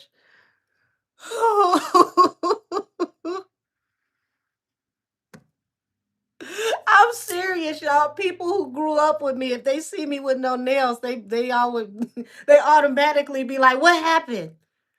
You okay? Did you just get out?"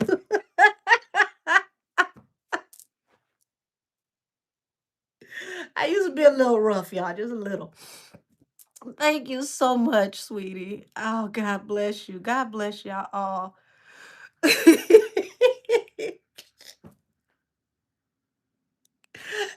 a lady now, I use my words now.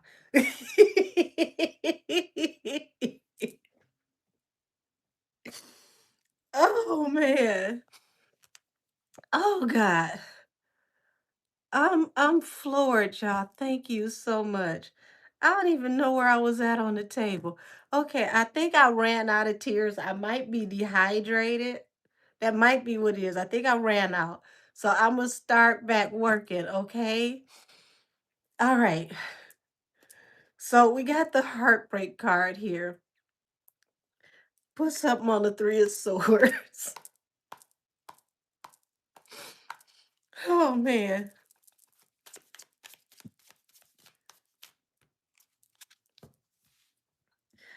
Yeah, so you got the Knight of Wands here in the Empress, and both of them have experienced heartbreak through women, through love, through a lot of the same things. Things that were birthed into fruition, stories that were told. Thank you, said your light shines bright. I appreciate it. I appreciate it. And none of this money is going towards bail because I don't get in trouble no more, y'all. Yay! Oh man. So here we go. Like they're almost not only are they brothers, spiritually, it's like they're like soul tribe. They're like kindred spirits. They have a lot of mirrored experiences. Y'all laughing. I'm so serious. I'd be so serious about staying in the house and staying out the way. Y'all, my circle's so small, I'll be putting myself out sometimes. I have to know the password to get back in my own circle. So temperance. They both know the story of redemption, balance through a new beginning. And as you can see, light versus dark and having to balance them both. And this is how they get balanced through a new beginning and they grow into this emperor energy, the highest evolution of self. Oh, thank you, Fee. I love you back. I ran out of tears before you got here, but I think I'm dehydrated. I appreciate you. I appreciate you. I appreciate you. And three of wands. There's going to be plenty of blessings and opportunities on the other side of this growth. So just like there was a resurgence for Chris, and Chris is at the highest peak of his career that he never thought that he would be able to reach due to all of the things that he has gone through, all of the things. Oh, thank you. Thank you, thank you. So, Angel, I look forward to every show. You are truly amazing. Thank you for sharing your gift. Beautiful. May God continue to bless you, blessing you. Thank you so much. I love that name too, Gift of Gap for. So yeah, they're both evolving and they're evolving into the highest version of themselves. And so, like I said, Chris is at the highest part of his career and he's still soaring. He still has so much more, so many places to go in his career that are still not even completely tapped into yet. And this is the energy that Tori is going to go into when he comes home. Tori is going to literally be slingshotted into the stratosphere because it's the universe and God's way of helping him to catch up, because nothing that is taken from you will be taken from you without God giving it back to you tenfold. Said, I find many of us have small circles. You help us so much, Angel. You have no idea. Thank you. I think we're a blessing to each other, everybody. So, whew, okay. Okay, I'm back. I'm back. I'm back. So yeah, we're gonna see Tori literally take off in a way that is not expected. It won't be a surprise to us, okay? Because we got the inside track over here. God been talking to us. So he's going to come out and he's gonna hit the ground running, and it's gonna be like rocket fuel. It's literally like to the moon.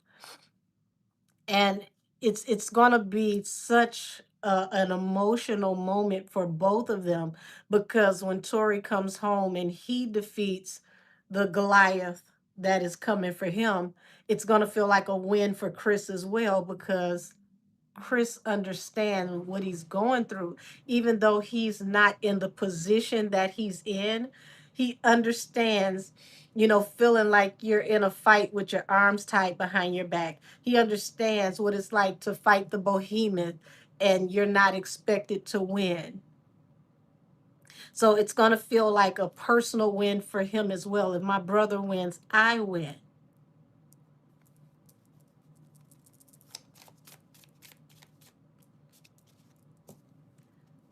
Page of Swords, Four of Wands. We're going to watch great stability come after this situation. Um, Tori gonna come out and he gonna pop out like fresh out the toaster, like a Pop Tart, like a toaster strudel. He's gonna come through, and his music is going to be so refreshing and so needed, because we're in such a stagnant place in music. So if you remember when Tori, before all of this happened, he was on that, I want to say, that feature run. He was on that feature run. It's like anybody wanted a feature, anybody wanted to work, let's get it. I'm on it. It's gonna be like that, but it's gonna be turned up 100-fold. It's gonna be way more money, way bigger features. It's literally gonna be everything that this man touches turns platinum. Everything this man touches turns platinum. His energy is going to be the hottest thing out. If you can't afford to get a full feature, you're gonna want Tori to just be on your song and do a drop, do an ad lib. Like you heard him, that was him doing an ad lib in the back. That's still considered a feature. That's the way people are going to be on Tori when he gets home. And it may be a little overwhelming at first, because he's been through a lot and he's got to transition back into his work mode. But I mean, y'all, the music that's about to come out is about to be fire. I'm like straight infectious, to the point to where like he could drop a beat in the bodies in the cemetery, be like, oh, that's Tori. Like you're not gonna be able to help it. You're just not gonna be able to help it. It's gonna be that hot. And it's much needed right now, because a lot of what's coming out sucks, y'all, in my opinion. So You got the Queen of Cups here, the Eight of Cups. So it's like Tory followed his intuition because so many people walked away from him. So many people deserted him when he needed this money, and he felt defeated. And it's almost like it was a desperation. He felt less of a man or less of a person to ask Chris. And Chris is like, "What the hell is wrong with you? Why didn't you call me first?" Thank you so much. So I pray that you get everything that you asked for God for tonight. God heard you, and so did we. Thank you. Thank you. Amen. Oh, look, I done told y'all I'm dehydrated. I ran out of tears. So yeah, it's like, he's like, why didn't you call me first? Like, you like, dude, come on now. It's me. It's us. We better than that. Like, why would you feel some type of way about asking me for some money? Like how much you need and where you need it to go to. Say the word and it's done.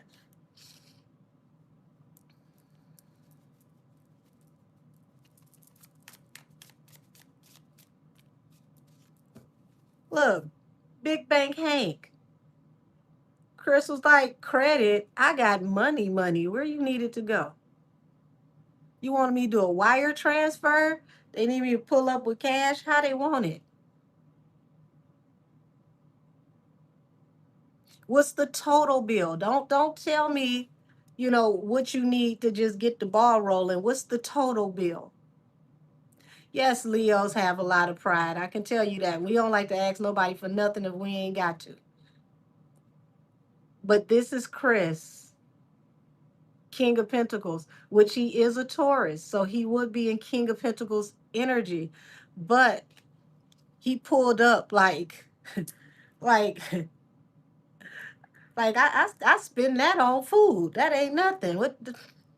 What's the whole bill here?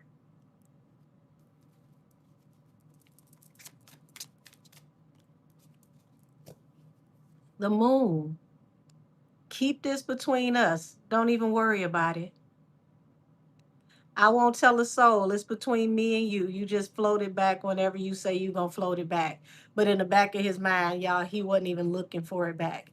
You ain't never got to worry about me telling a soul. The moon card, Page of Wands. I hope this helps you to go in a new direction.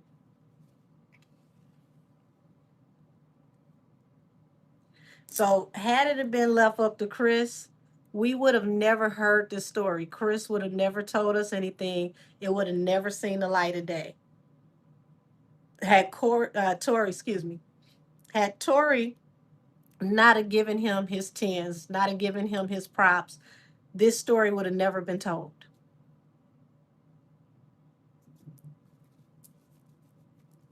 Right. So Chris still hasn't spoke on it. He was never going to speak on it.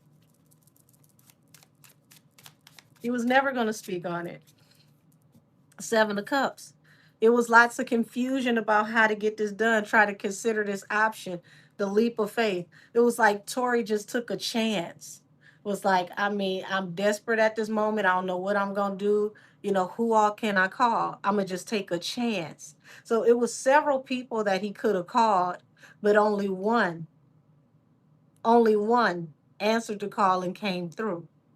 And the one who answered the call was like, why did you call anybody else? You should have been called me.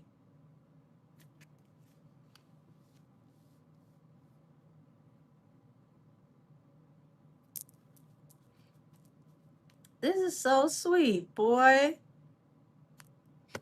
Chris, this is so beautiful of you. I would literally stand in the kitchen and make you some oxtails the old school way for this. Not even with the pressure cooker. I make them the grandma way because this is beautiful.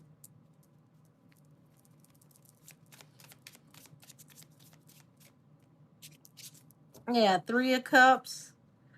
And it's like three of Cups was like, he just like, yeah, it goes back to like we family. When you get out, just hit me up. Let's work. We gonna turn up. We gonna celebrate when you get out. You see how this man got his head on this bison, which, depending on how you look at it, a bison is a type of a cow. So that would be, like the bull. It's in that family. So here it is. He was vulnerable, like, please, on everything.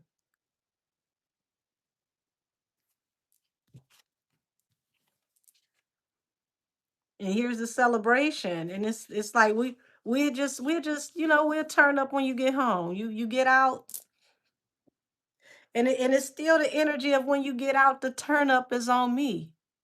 Not even when you get out, give me the money back. When you get out, the turn up is on me. I'ma throw your celebration party for you. Not I thought that was Ra Ali. Look now, damn it.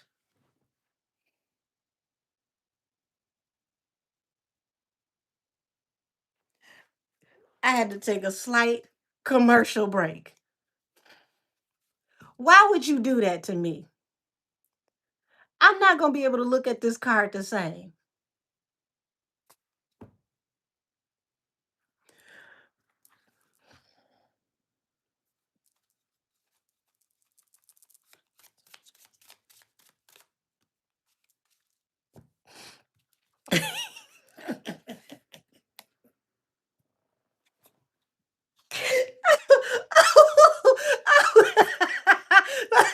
Oh, okay. Let me recalibrate. Where the hell did my thought just go?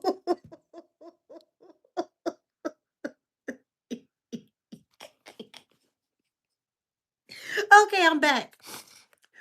Whew. So after that call, so after that call, Tori's defense was locked in. Page of Pentacles. I'm on the job now. Damn it. Oh God. Okay. Recalibrate, focus.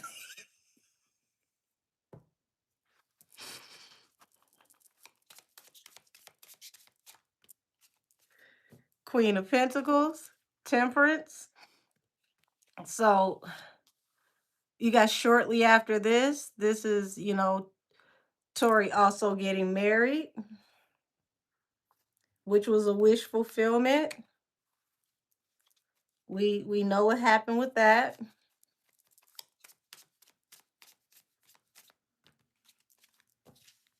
You got Judgment, Death, and the Two of Cups. So, you know, Judgment, that situation, judgment was called upon it. Death, the relationship came to an end for the person that was his soulmate. Thank you. I love you back, sweetheart.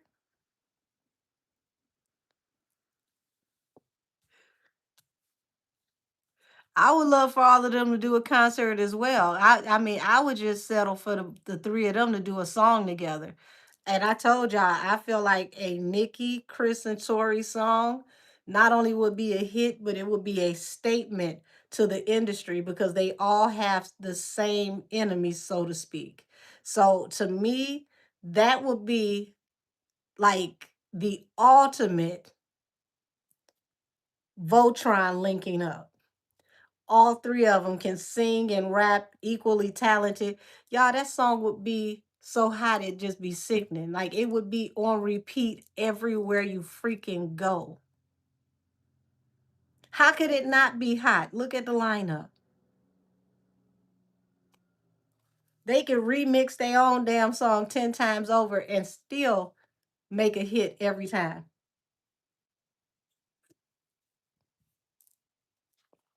I feel like that's necessary.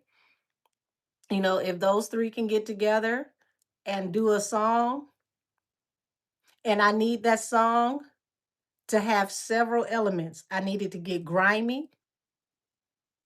I need the foot to be heavy on that song. Okay. I needed to go in the car. Okay. I need that song to be on go.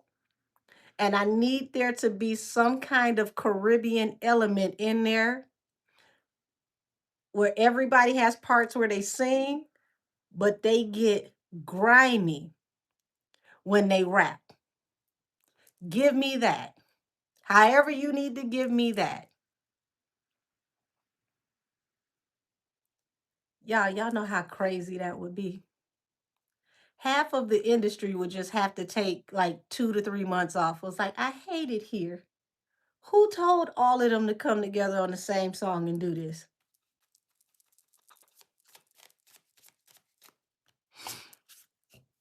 So King of Wands, here's Tori. And Tori falls under the Six of Pentacles, the Eight of Cups, and the Queen of Cups. And it's literally like when I tell you he took a chance, he followed his intuition when he called Chris because he has so many people walking away from him and he needed this money, and the money literally falls on top of Tori. And it's crazy because with the Six of Pentacles falling on top of Tori, it's not that he didn't have any money, he didn't have access to his money. Because if you got the Six of Pentacles on top of this card, that means that he got money. He was not broke. He just couldn't reach it. But these people didn't care that he had the opportunity somehow, some way to get it back. People just ran. They scattered. Yes, I want the foot to be heavy. That's that bass line, baby. I need that foot to be heavy on that song. I didn't even think of it that way, but pun and no pun intended, both of them. Doggone it. I can't even. Why you do this to me? This, okay? This is him being vulnerable with Chris. Can't even look at that card the same no more.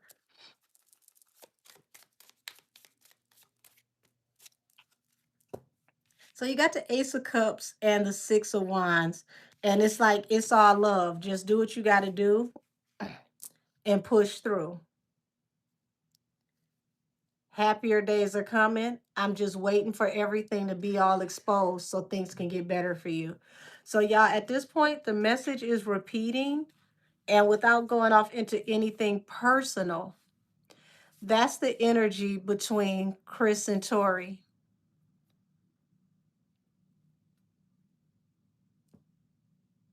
Spiritual brotherhood. These two are linked together through like God's energy. God made them brothers. And I know you got people that are going to judge what I'm saying and they're going to talk crazy about how both of them got a pass and, you know, this with this woman and that with that woman. But when the truth comes out about everything that they've encountered, all of the spin tactics and the things that were done to them and the lies that were told, a lot of people are going to feel very different about both of these guys. Because to be honest, the average person wouldn't have lived through this. Whether they self eliminated or they, you know, fell victim to the system, they wouldn't have lived through this. They wouldn't have been able to make it.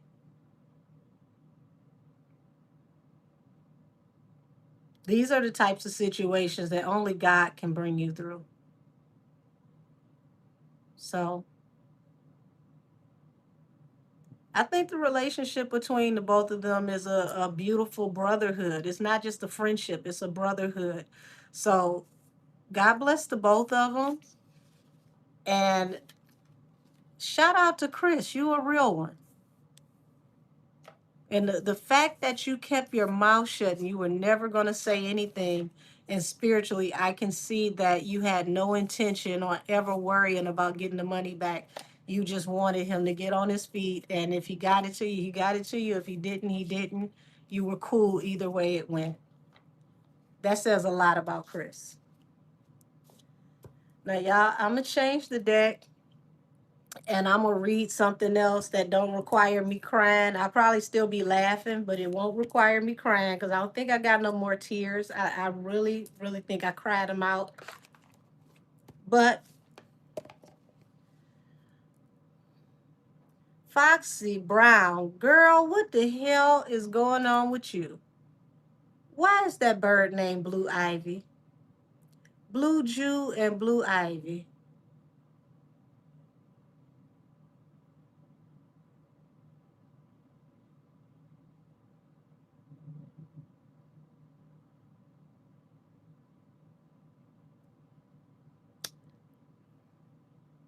Have you ever had to put your phone down and walk away from your own phone?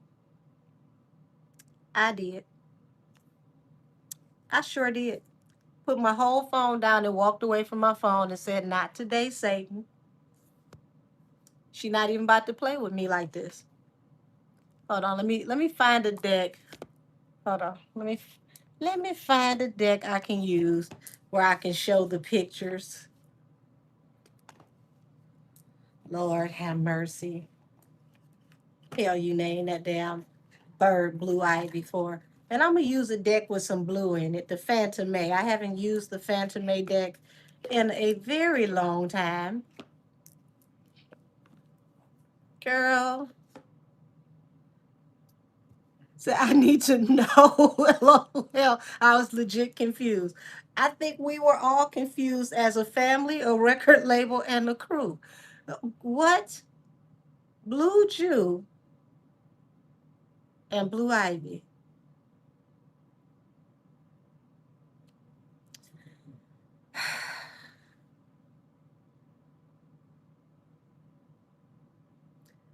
This might be more ghetto than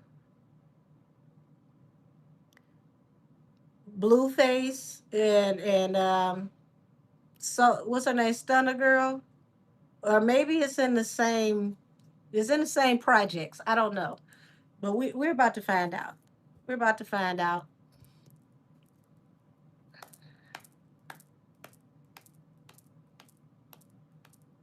No, she spelled it. She spelled it Jew, like an actual Jew. There it is in the there it is in the chat. Y'all, I thought it was a typo, and then I seen it on another.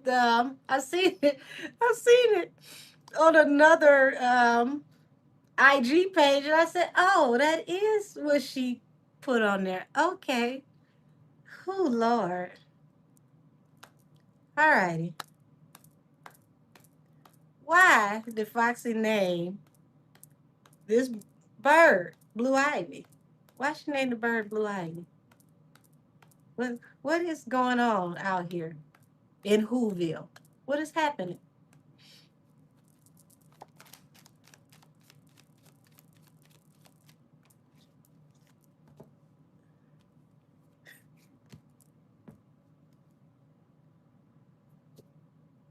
Okay.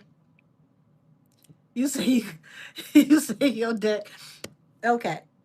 So y'all, since she shared it, it seems like there's heavy anxiety and she's heavy in her mind. I guess due to the internet inquiry, because all of us want to know.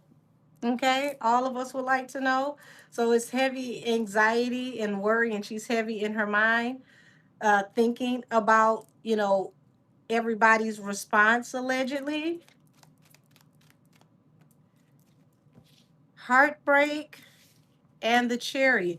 Girl, hold on, wait a minute now. Wait a minute. Wait a minute, wait a minute, wait a minute. Heartbreak and the chariot and the fool. Y'all, she may have woke up and found out that the rapture occurred and she was left behind, allegedly.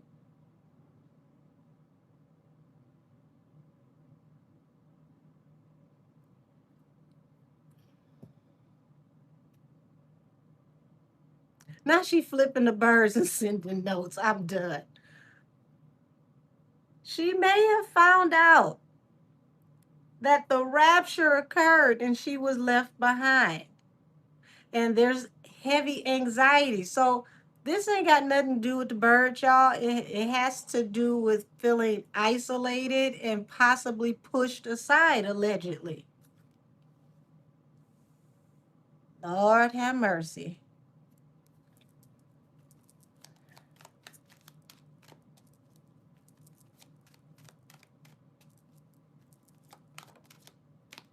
Okay, Page of Cups. Yeah, limited communication. The independent woman. Lord, not you abandon me. Love don't live here anymore. Just a vacancy. Oh no.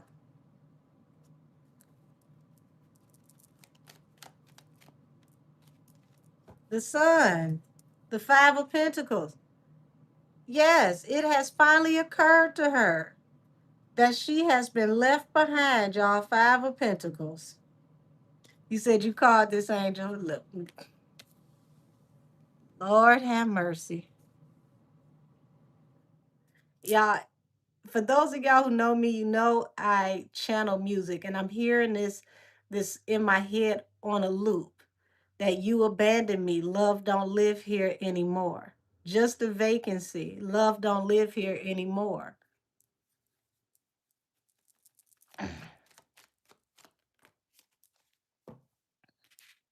Justice and the Wheel of Fortune. This was the wrong time to abandon her, by the way, y'all. Those of y'all that's in my tarot class, if you're not in my tarot class, if you read tarot, look at this. Okay, hold on. Justice and the Wheel of Fortune. This was the wrong time to abandon her. That's right, Justice for us. Y'all see that down in the chat? This was the wrong time to make her feel left out in the damn cold. You don't want her to be like, "Brr, what happened to that boy?" This is the wrong time.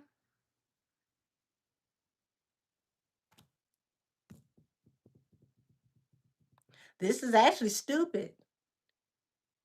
You were supposed to, if you were going to abandon her, you were supposed to abandon her after whatever this legal situation possibly could be.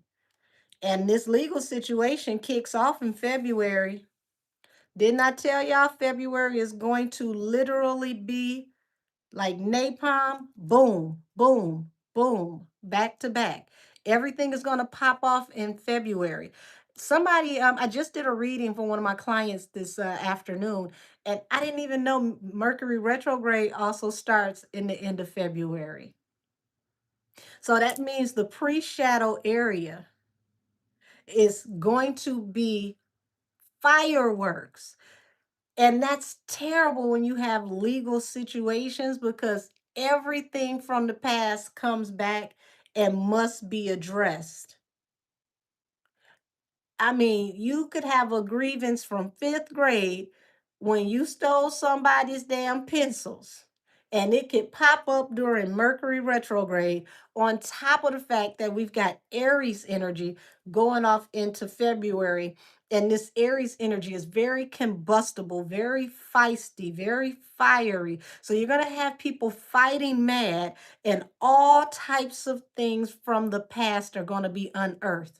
This Keefe D trial is about to be explosive. Not just because what comes out in the trial, but all of the tea that's going to come out in the streets.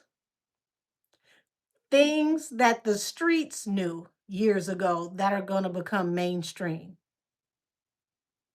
And they're going to tell a lot of this because a lot of these folks are dead. So it ain't considered snitching to some people if the person is not here to catch a case.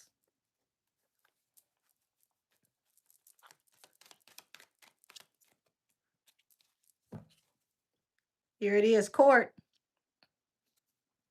Eight of Pentacles. They better get over there, start being nice to her, get her some work or something, because if you don't, she might end up working for the court. And I don't know if y'all know, they do have witness fees. They do have retainers for witnesses. Mm-hmm. Sure do.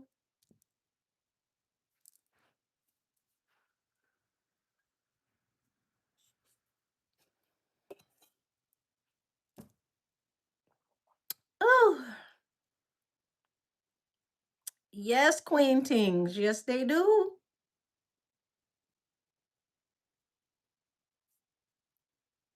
Yes, they do. This is a major case, too.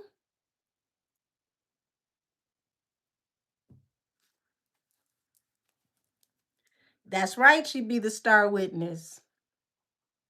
Didn't I tell y'all that Foxy is a skeleton key to this case? Foxy was dating the man or on a date with the man, Zip, who brought the check, handed the check over to Keefe D, possibly allegedly exchanged a firearm, gave him instructions on what to do with it. And she was also dating, possibly, I want to say engaged to Corrupt. And she was over at Death Row with Corrupt watching Tupac before this happened. So she was on both sides of the fence. There's no telling what she knows on both sides of the fence.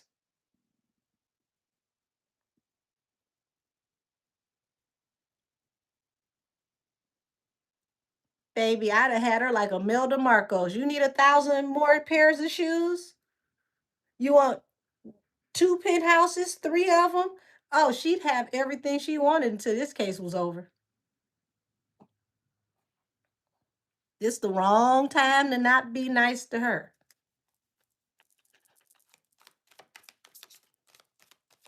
Because this is way bigger than Diddy and his attachment to this case. This case is going to unearth everybody's dirty laundry. You're going to get a lot of information on people's relationships back then, who weren't getting along, who was secretly beefing, all the stuff that, would have been in the vlogs today, but wasn't because we didn't have internet like that back then.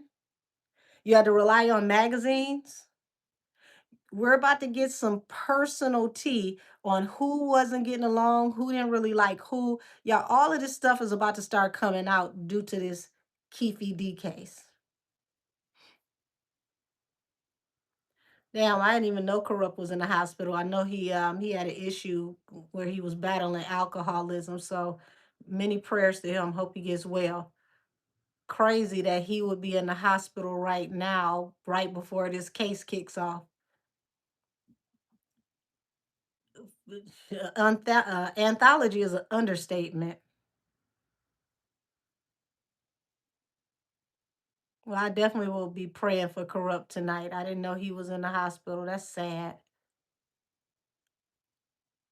So I just found out the video here from DMX Party Up. Yes, that was a diss to Corrupt. That was about Corrupt and Foxy. Because Corrupt felt like DMX was trying to push up on Foxy. So yes, Party Up was a diss to Corrupt over Foxy. Corrupt, I'm trying to remember what was Corrupt diss. Because Corrupt had a diss to DMX. Yeah, it slipped my mind. When I remember it, I tell y'all. But that tells you the impact of Corrupt's diss. And it wasn't that he had his diss, he wasn't coming at him. But I mean, it's DMX. The fact that DMX made a party anthem that was a diss song. DMX crawled so that K Dot can walk.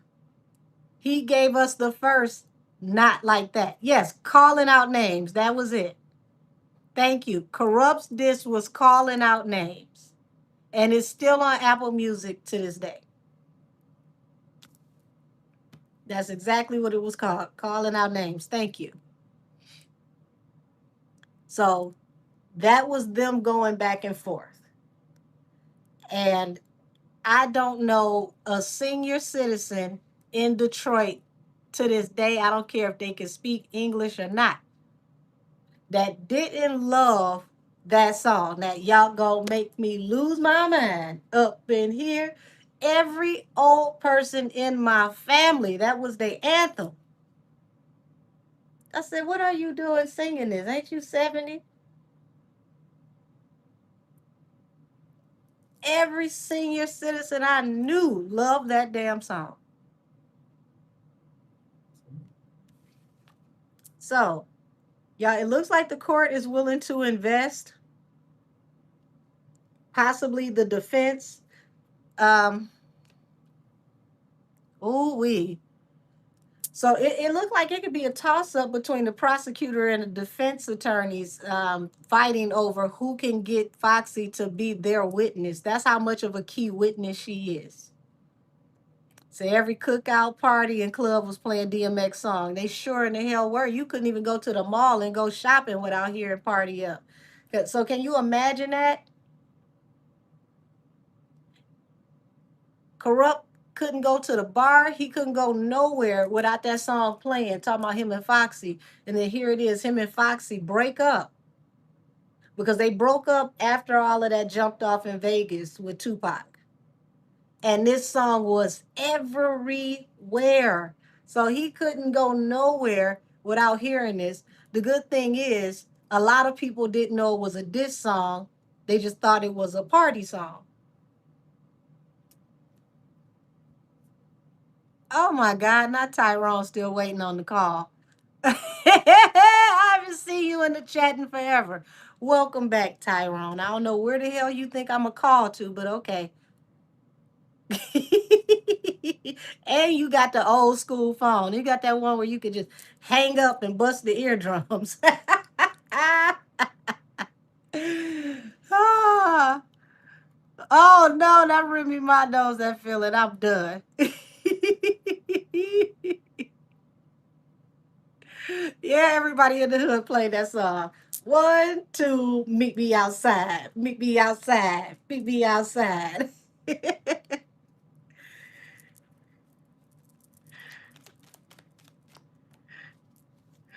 Listen, that that line that I love my baby mother. I never let her go. Like, oh my God. You said don't use the nail dust catcher again. I'm not. The funny thing is, you even remember that. I'm not, because I felt like I had literally sandpapered my face. So you got the fool here, which is, she can be impulsive, okay? The hangman, stuck in a situation where she doesn't know which way to go, she can be impulsive because she has anxiety, 9 of Swords.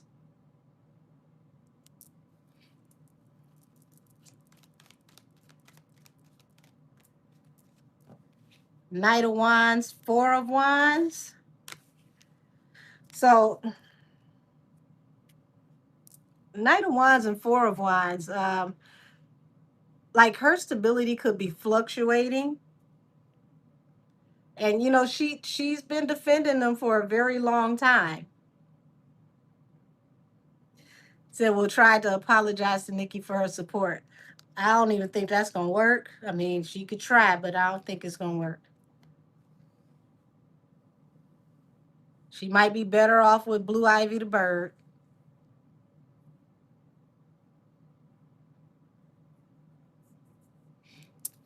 And then they said the birds was twins. I was done. I said, Lord, not they twins too. Page of Pentacles and the Tower. So y'all, Page of Pentacles represents two things: either needing a new job, new opportunity for work, or money is getting low.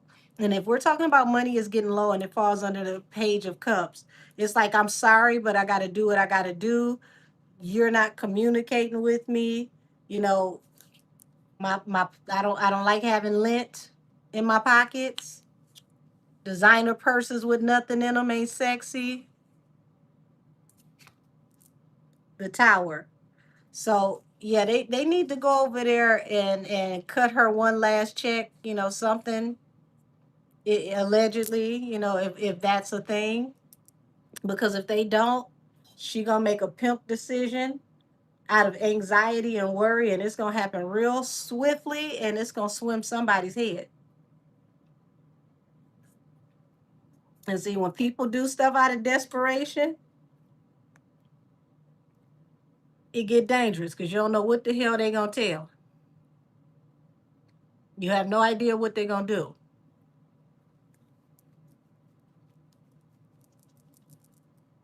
You say, AJ, that baby Pappy. I don't believe so. I believe that that baby is by a Jamaican dance hall artist or Jamaican artist for sure, Spragga Benz. Now, I don't know if her and Spragga Benz are still together, but I believe that's Spragga Ben's daughter. Yeah, desperate times, desperate measures for sure. So you got the sun here and you got the seven of cups, and it's like there's a lot of confusion and trying to consider your options on what you're going to do. The sun, that represents happier times. It also represents exposure. Oh, Lord. Five of Wands talks about a fight, y'all. So y'all got to remember there was a fight at, what was the casino they were at? Was that Caesar Palace that night? The fight at the casino they had that night. So she may have been, in bird's eye view of that fight. So it's y'all, when I tell you she has so many different vantage points in this story where she literally had an eagle eye view or she was a listening ear. MGM Grand, thank you. Um, she had a eagle's eye view, bird's eye view, or she was right in earshot of some very sensitive conversations. She knows more about what happened that night than anybody else due to her associations to both sides of, the people that were there that night. Because remember, she was engaged to Corrupt, who was an employee of Suge Knight. And then she was out there on a date with Zip. Eric Von Zip, who's no longer here, is the man who had the check who was supposed to pay Keefe D. But Keefe D never got the total payment that he was supposed to get. The story is, Zip ran off, did what he did, and pretty much left whoever handled the business holding the bag. Oh, I ain't even saying that one out loud. Y'all crazy. Oh, damn. Damn. Flatline. I can't even say that out loud. Now my mama bird.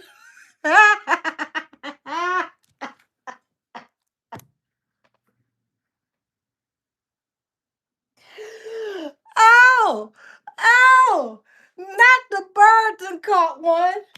Oh, not the bird that caught a stray.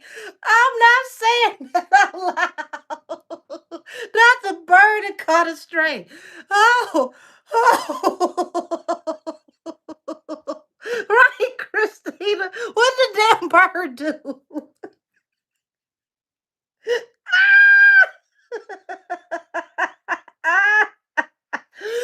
Whoever watches this in the replay, please go down in the comments, the replay comments, and read what was said. I'm not repeating that, but damn. The bird caught him too the hard way. Ooh.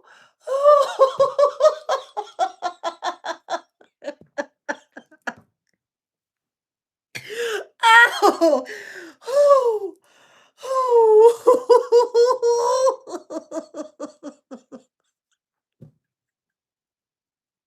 I think I found my tears. Oh, oh, I think I found my tears. I was dehydrated. I think I found my tears. They coming back. Okay, I gotta focus. I gotta focus.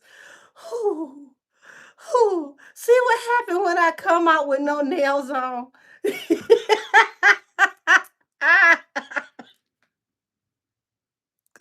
Okay, I think I'm back.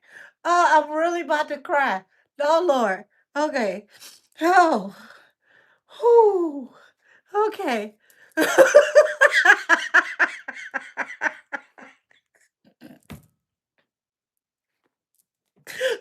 Oh, oh, oh God. That is the true epitome of anybody can get it. And y'all got the audacity to put Bernstein in the chat. I can't take it. I can't. Oh, not on anybody can get it. Oh.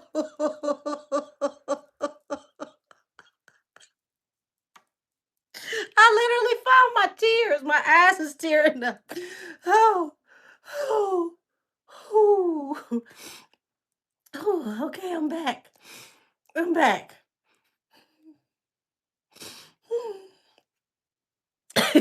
So you have the three of wands here, falling under the Hierophant. No, nobody is safe.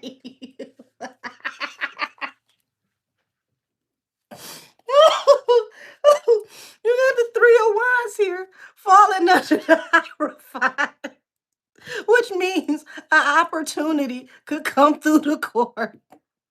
This could be their ships coming in with the court. So this might actually now hide your kids, hide your wife, hide your bird. Y'all ain't got no damn chill. Ow. Ow. Oh, okay, okay. Oh. See, y'all would have been put out of class right along with me and then kicked out of detention too. I love it. So, this could be an opportunity for the court, okay, where they could end up, getting her assistance and she could invest in giving them possible information due to being shut out and cut off. So I would suggest they get back over there and cut the power back on. Nobody want a witness on the stand that. The bird slander is through the roof. Oh God. Eight of Pentacles is a card of work. So they better get her some work or she might end up working for the court, allegedly. Whew. Oh God. Twitch, it might have actually been a blessing tonight. Thank y'all for pulling up. Oh God.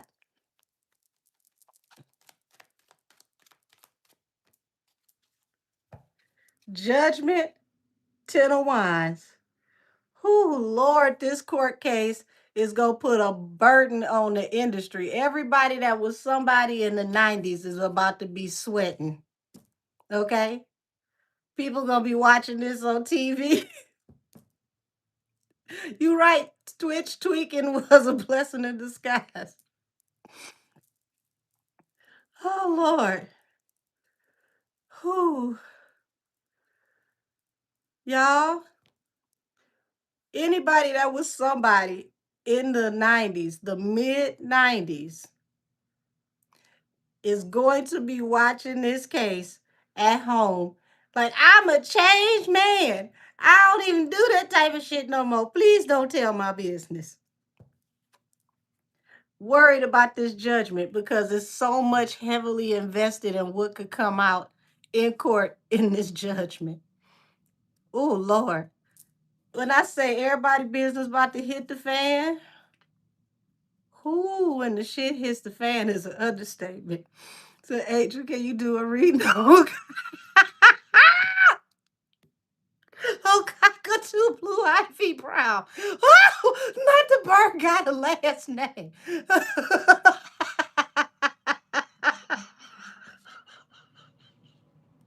Why are we like this? Ooh, ooh, ooh, ooh, have mercy. This reading wasn't supposed to do all of this.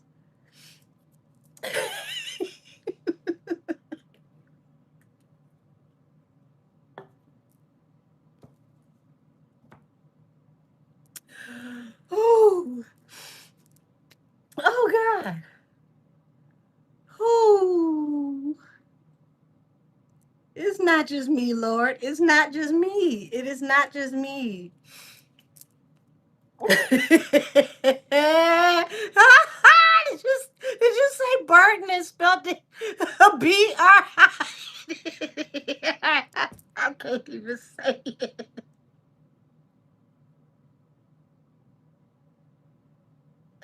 Oh,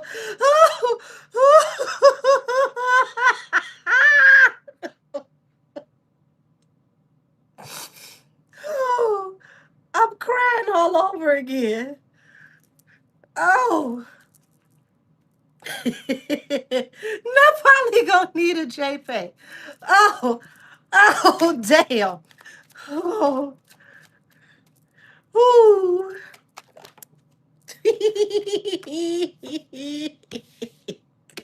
So you got the Nine of Wands here, the Wounded Warrior, and the Magician, and the Empress. Y'all, they better be nice to her. I promise you, they better be nice to her. They better make sure she's well taken care of and she got everything she needs. Because if they don't, she's going to spill the beans on what gave birth and brought the situation into fruition that manipulated and manifested the Wounded Warrior, which is Tupac. We're talking about the full plan, front, back, side to side. Oh Lord, this is worse than the first 48. When they bring them Wendy's and you know they about to tell, they're like, he done got a cigarette and Wendy's. Oh, the whole hood about to go up. Oh goodness gracious. All right, focus, focus, focus, focus.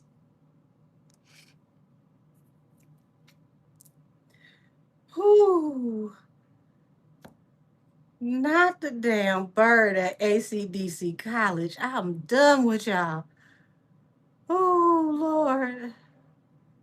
Oh God. Oh, she'll sing like a canary. I'm done. Ooh. Now she got birds because she about to sing like one. Ain't nobody in here got no chill. This is hilarious. Nine of Cups. Wish fulfillment. Hold on. Y'all, literally, the wish fulfillment. What is it? It was, oh Lord. The court literally can get their wish fulfillment because of things becoming very stagnant for her. So if they leave her hanging too long, they, dismiss her too long, they leave her unattended too long, this could actually be a win for the court. So I say that somebody need to get over there and re-up on their subscription to cousinhood, or whatever they got going on. Hey, it's just me and you. It's me and you. You get over there and make eye contact and lock her back in. Yes, Natina and Foxy did fight over Corrupt, and then here's the crazy part: Natina and Corrupt made a song trolling Foxy, where she was like, "He's my man now." Y'all remember that? And I was just like, "Well, wow, that is the pettiest."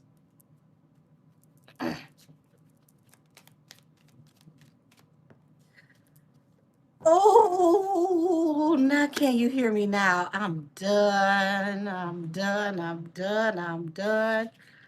The Reader and the Six of Swords. So, oh, thank you, beautiful. What you say? Angel, please say this.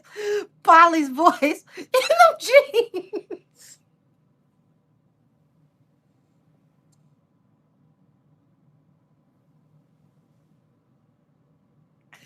Why are you like this? Not in them jeans.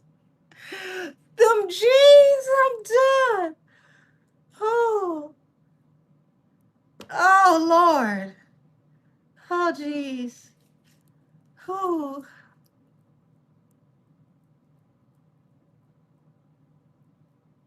I feel like I'm going to detention as an adult. I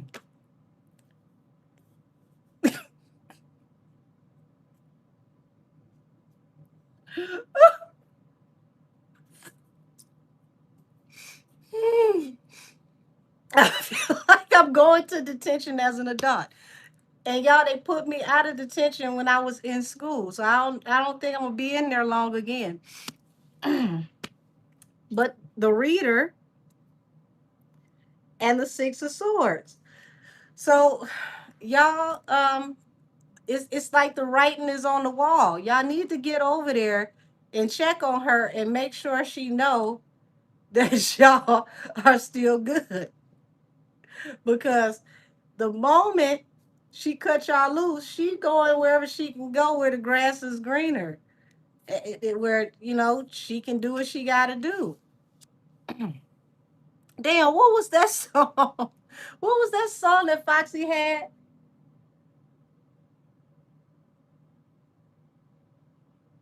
Was that It's Necessary Rocks and Burberry and Walk is Mean in the Frankie B jeans? Oh, Lord. I remember going to New York and that song was on the radio repeatedly.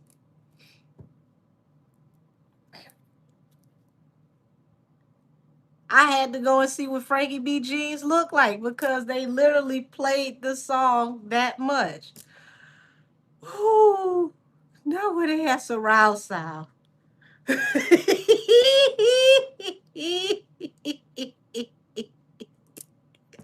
What you say? Eagle posted those birds and had everyone cackling and looking like she's trying to speak to someone without using phone lines. What was that? Damn. What was that song they had with the firm? They got your phone tapped. Damn. That song was about being caught up. They got your phones tapped.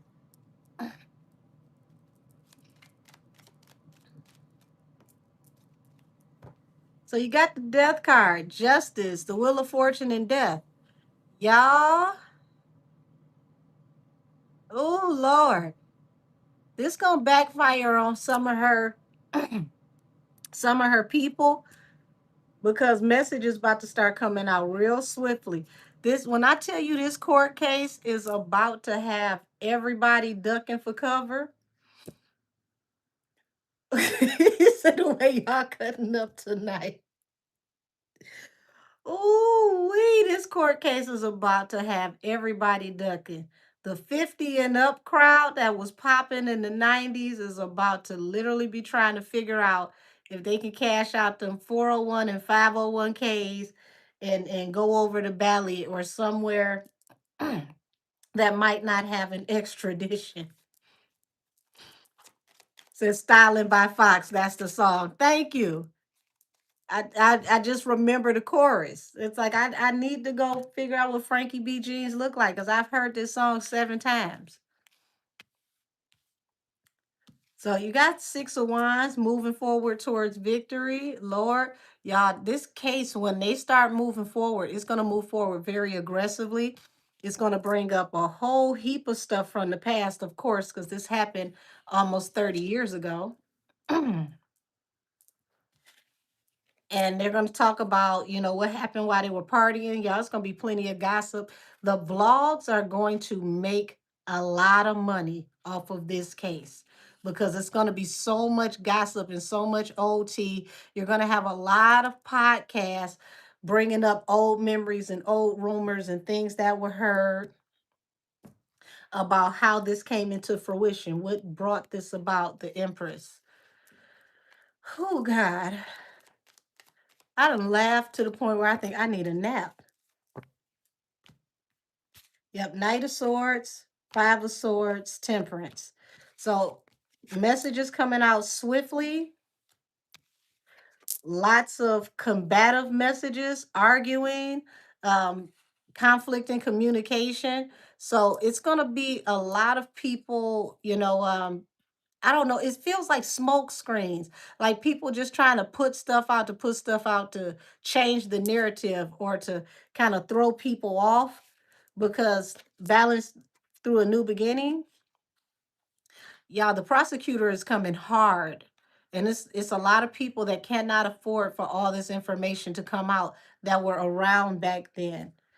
The star represents Aquarius season. So, yes, this case is kicking off during Aquarius season. Aquarius season is going to be bananas.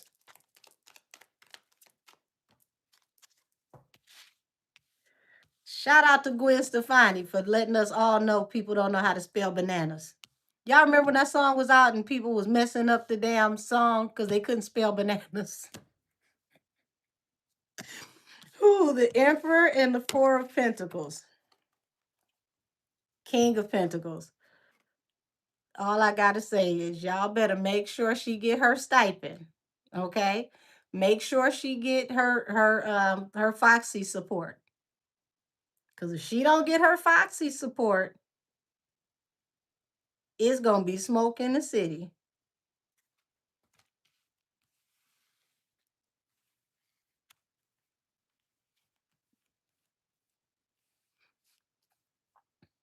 Baby. I know Suge Knight can't wait for this case to come out. Because he gonna be like, I told you. I told you. Somebody come get me out of here.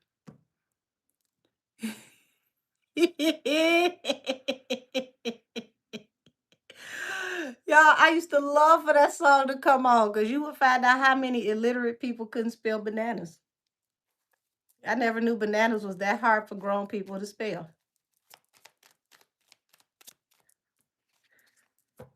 Two of Cups and the Hangman. So yeah, this case is going to change some relationships. People going to be in their feelings either way it goes. Let's just say, hashtag snitch Olympics, street code is out the window. She been holding it down for all these years. She's definitely been, keeping everybody by not saying nothing. But y'all better give her something, or else she gonna do what she gotta do. Her lip gloss gonna be popping. You don't want nobody lip gloss popping and they talking and their lip gloss is popping and they styled up and prepared to, cry and be like, oh, it was terrible. At that point they about to tell everything and they gonna cry so you don't feel bad for them. I said they can't afford it and the legal fees. Well, we said I need some sugar water with that. Ooh. Doggone it. Philly butterfly. Look at what just came out. Confirm what you just said. Knight of Pentacles. The money has slowed down. Hardship. Ten of Wands. Unbearable hardships. And this falls under the tower. Their tower is not having access to whatever that they've been accustomed to having access to. So let's say allegedly people pay hush money. The envelope will be a little light this month. Okay, the church is going to want to know, why did the tithes look a little light this month? Oh, they're going to be even lighter next month. Okay, bet. Heard.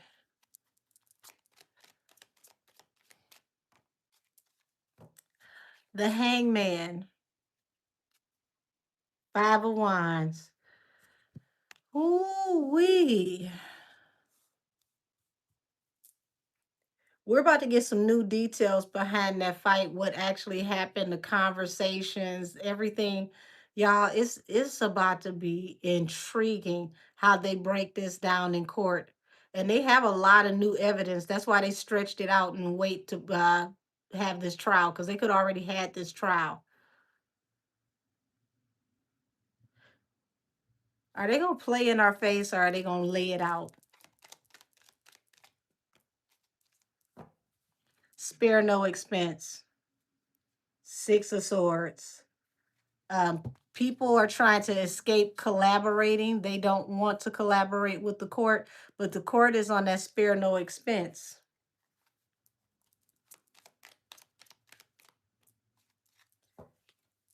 So yeah, this is Aquarius season.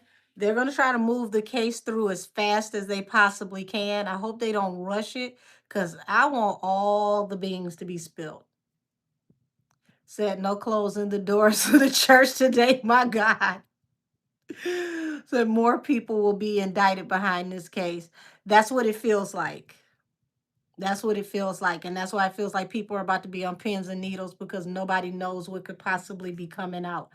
But this is going to be the beginning of a downward spiral for a lot of people who felt like they moved on. You got to understand, people are grandparents now, they're business owners. They thought all of this was behind them. Look like karma said, not so fast.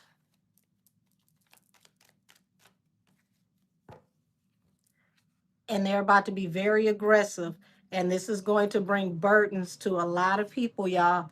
So they better take a collection and pass that plate around. Everybody who worried need to pass that plate around to the Keep Foxy Silent Fund, okay?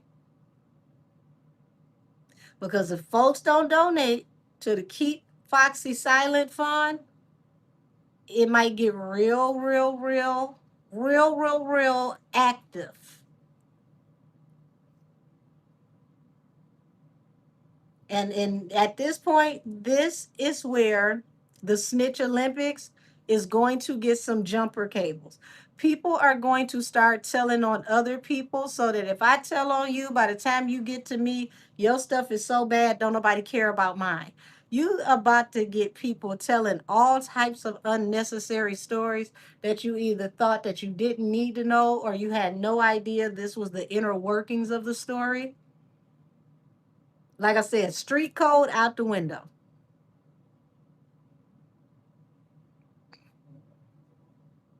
Well, Natina's no longer here. God rest her soul. She passed away.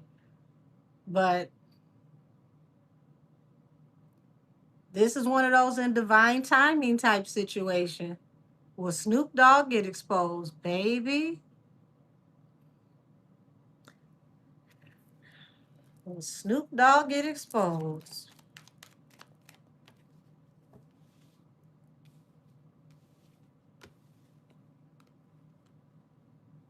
You got the artist and the Nine of Pentacles. He's gonna get singled out about something very swiftly.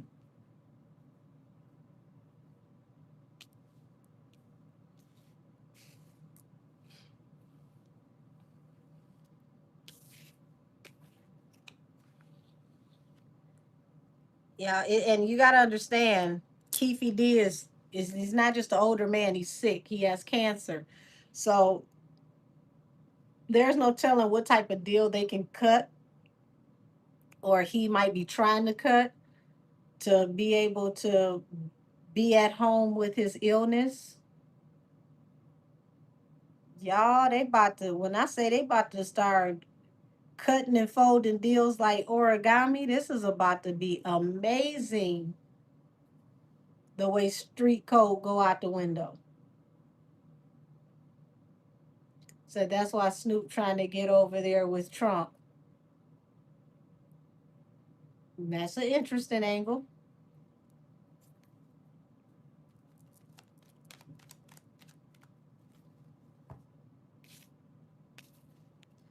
Ten of Wands, Seven of Swords. I feel like a couple of people from death row are gonna have some heavy burdens for energies or things that may be considered to be sneaky, underhanded, or backdoor type activity attached to a situation they thought had been laid to rest with the person that passed away. He said Choke No Joke exposed a lot of info in that live he did that I never even heard of before. Oh, get ready. Even more stuff gonna come out that you never heard of before. It's about to be a lot of information that's about to come out because every man is for themselves, every man is saving themselves. Folks are getting older. Don't nobody want to go to prison at 55, 60. These folks haven't been in the street in years. You know, that's their old glory. Eight of Wands, Ten of Pentacles, Queen of Swords. Y'all, I believe it here. Queen of Swords is a truth teller and she speaks up, speaks her mind, tells the truth, the whole truth, and nothing but the truth. But it looks like this can happen swiftly for the right price, allegedly. So I see that the court is in that spare no expense energy because this is one of those trials of the century. And several of the witnesses could possibly receive a stipend for witnessing. Said the streets need a cleaning. So Ice Cube is trying to stay out the way. Ice Cube been out the way from a whole bunch of people for a minute. Ooh, Dr. Dre, that's interesting.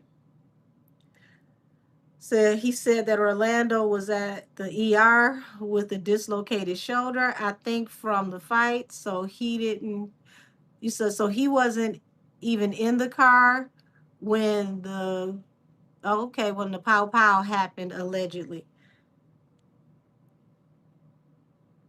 Like I said, we're about to find out some very intriguing things.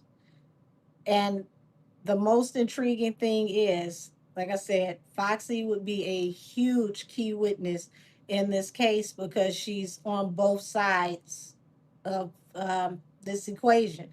She has very close ties to people on both sides. On the alleged hitman side, and on the side of the record label of the person who is deceased. So,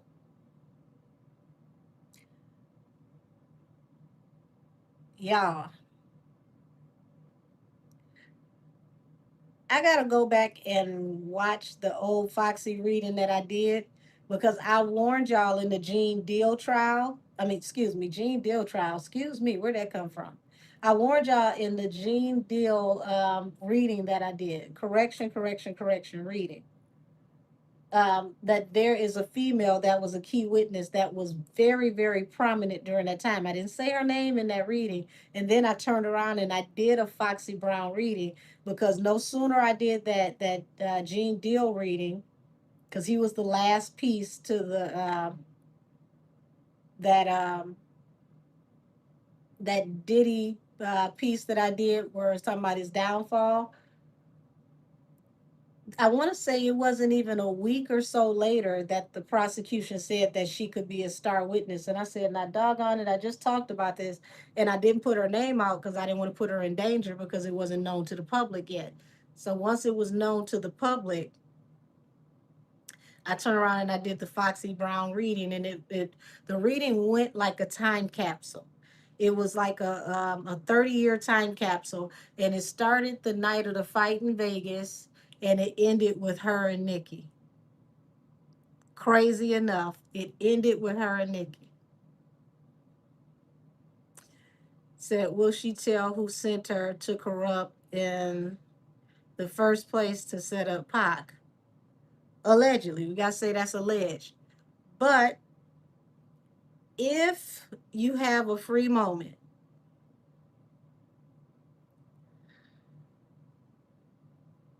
I think I gave you the outlay of that in that Foxy Brown reading.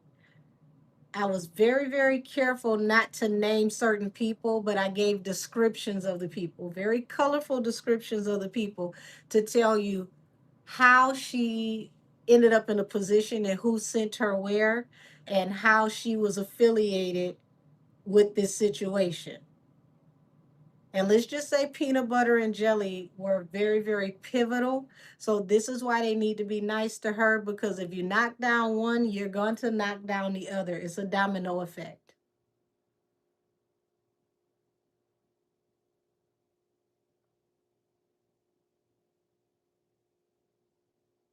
You got to remember, you can't have peanut butter without the jelly. So if you get one on this one, the other one not too far behind.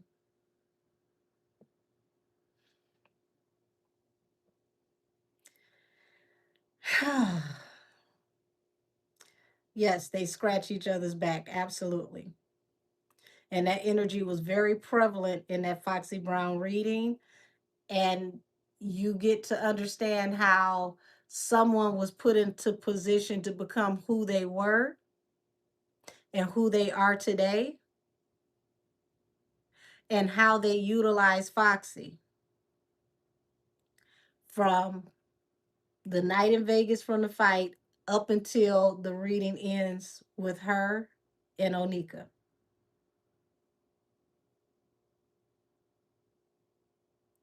So y'all, I'm gonna get on off of here because I got clients um, early in the morning, and I need to get some rest because I literally have laughed and cried my whole ass off.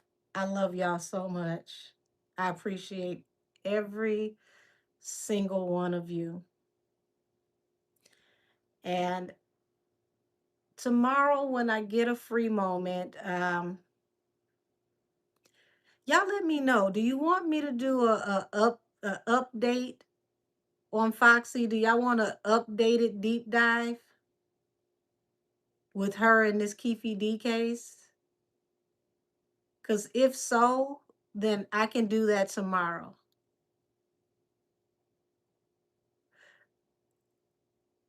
Okay, I see yes. And oh, I love y'all. I love all of y'all. So you guys are gonna get that tomorrow. Now if you see little bird emojis on the thumbnail, close your mouth and don't say nothing. Okay, those birds are pivotal. Because without those birds, we would have never got what we just got tonight. Austin, I just realized somebody cut up more than you tonight. I am enamored. I'm surprised. There you go to Never Mama Bird. Oh, y'all. Oh my gosh. So yeah, I'm gonna do an update on Inga Marchand, better known to the industry as Fox Boogie Brown. And we're going to look at the energy around her in this Keefe D case and what could possibly pop off from February and where that energy is going to go from there. So y'all expect that tomorrow. I don't know what time it's going to go up because I got a few clients tomorrow. I got a few readings because I start early tomorrow morning. But as soon as I get a free moment tomorrow, y'all are going to get that one.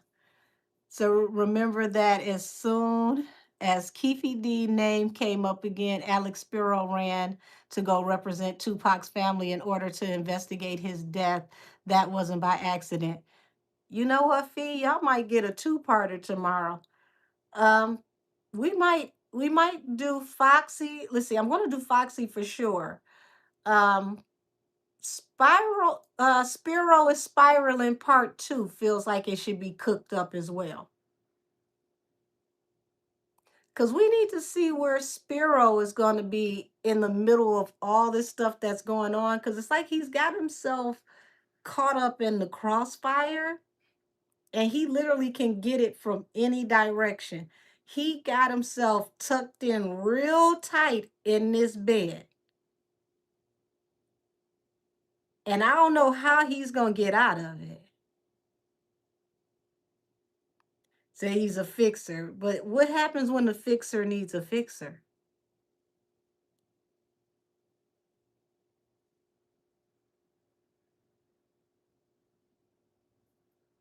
So those are going to be the two that go up tomorrow, y'all. We're going to do an update on Foxy, and we're going to do the Spiro is spiraling part two.